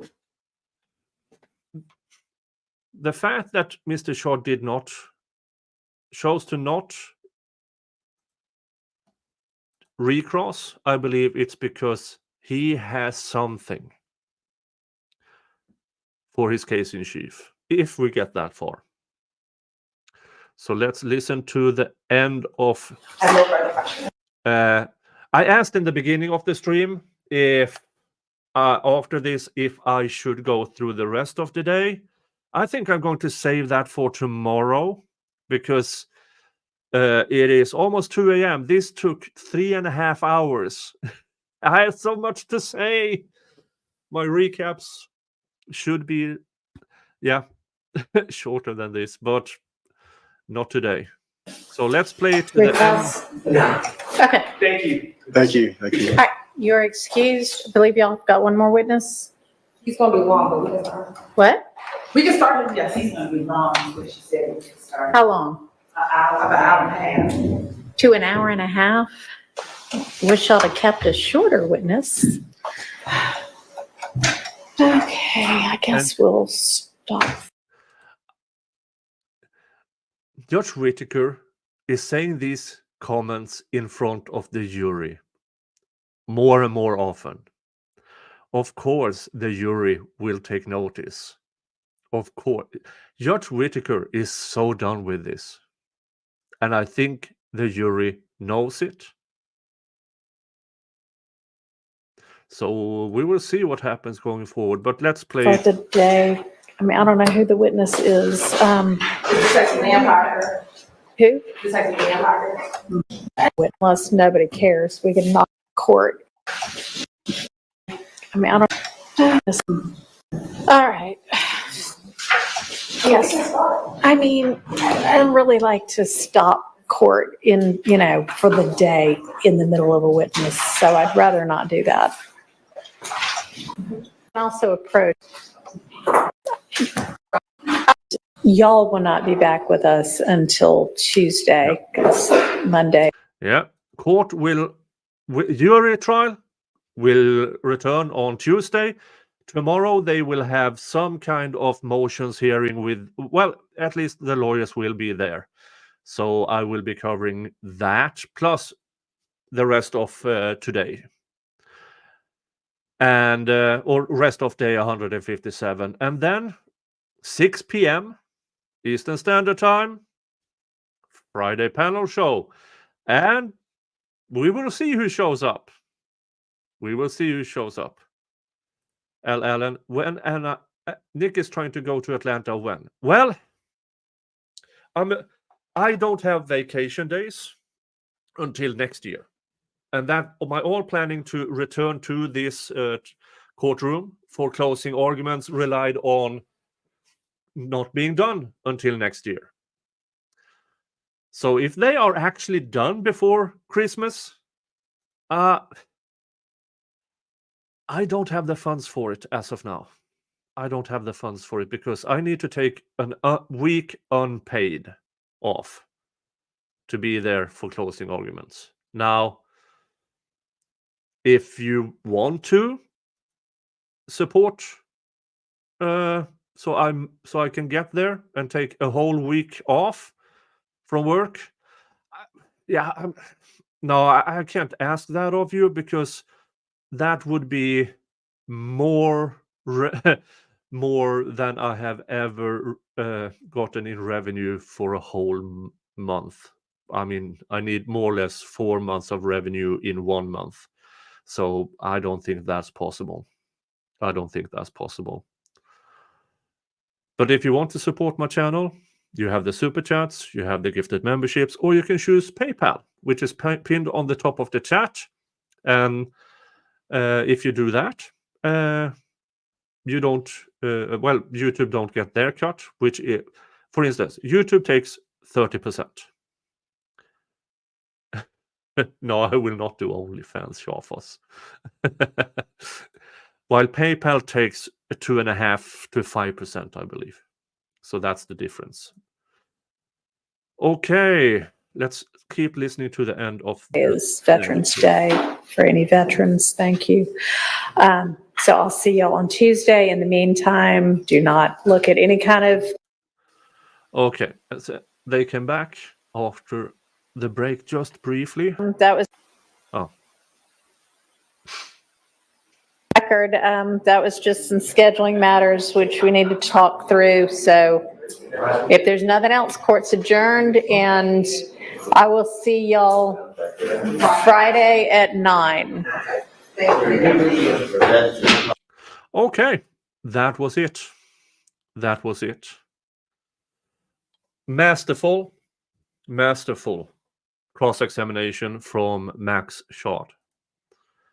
And I can't wait for the defense case in chief. Now, the prosecution believes they will finish their case in chief by the end of next week or the following week.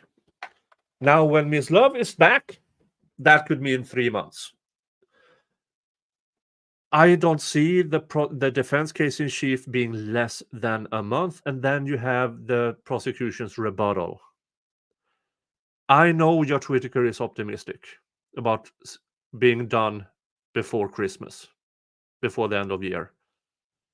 I have a hard time seeing it, and I will save I will save as much as humanly possible, because if closing arguments is in the beginning of January at least, yes, then I can take some time off without losing too much. But as of now, it will be hard for me to justify that cost. It's really hard because a week unpaid leave, also the holidays and everything. Yeah. I will return tomorrow, Friday. I don't know exactly when I will start, but I will start by going through the morning of day 157 and then catch up on Friday to see. So everything will be a recap. And then 6 p.m. it will be Friday panel show tomorrow. Don't miss that.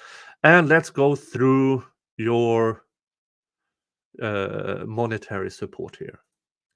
Kim Halper became a new member. Thank you so much.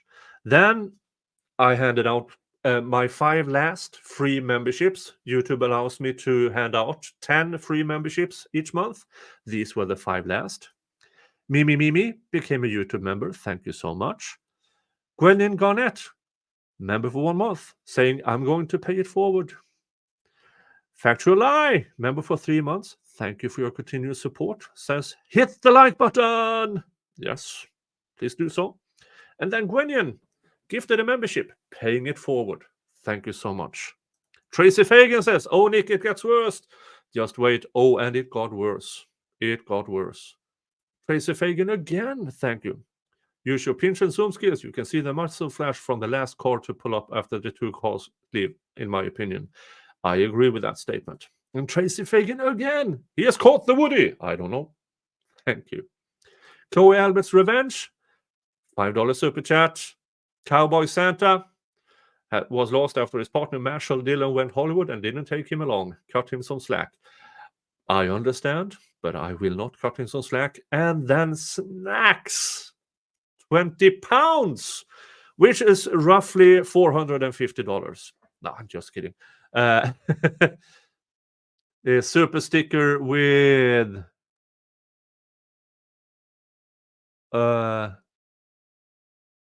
what is that? It's something with a price. Thank you so much. Thank you so much. Stephen Donnelly says, what would you do with Mr. Jingles? Mr. Jingles is a farm cat. And my cousin lives 2 farms down the road. And he will take care of Mr. Jingles the times I go off farm, so to speak. And thank you, guys. Thank you for your support. Thank you for your thumbs up. Thank you for subscribing, the memberships, everything. Thank you so much. And I will see you tomorrow. I will post in good time when my first live stream show is on. And yeah, remember, folks, hug your family. Unless your family's crap, then screw them and give your love to the people who deserve it. See you tomorrow, folks. Bye-bye. In the courthouse where time stood still, generations pass on the hill. Prosecutors come and go, defense attorneys putting on a show. Old district attorney thought she was tight, came in to visit her tonight. They said justice was blinded by her sins. As the trial spun, no one wins. Endless trial like a river flows. Truth and lies, nobody knows. Corruption split tight as a vice in this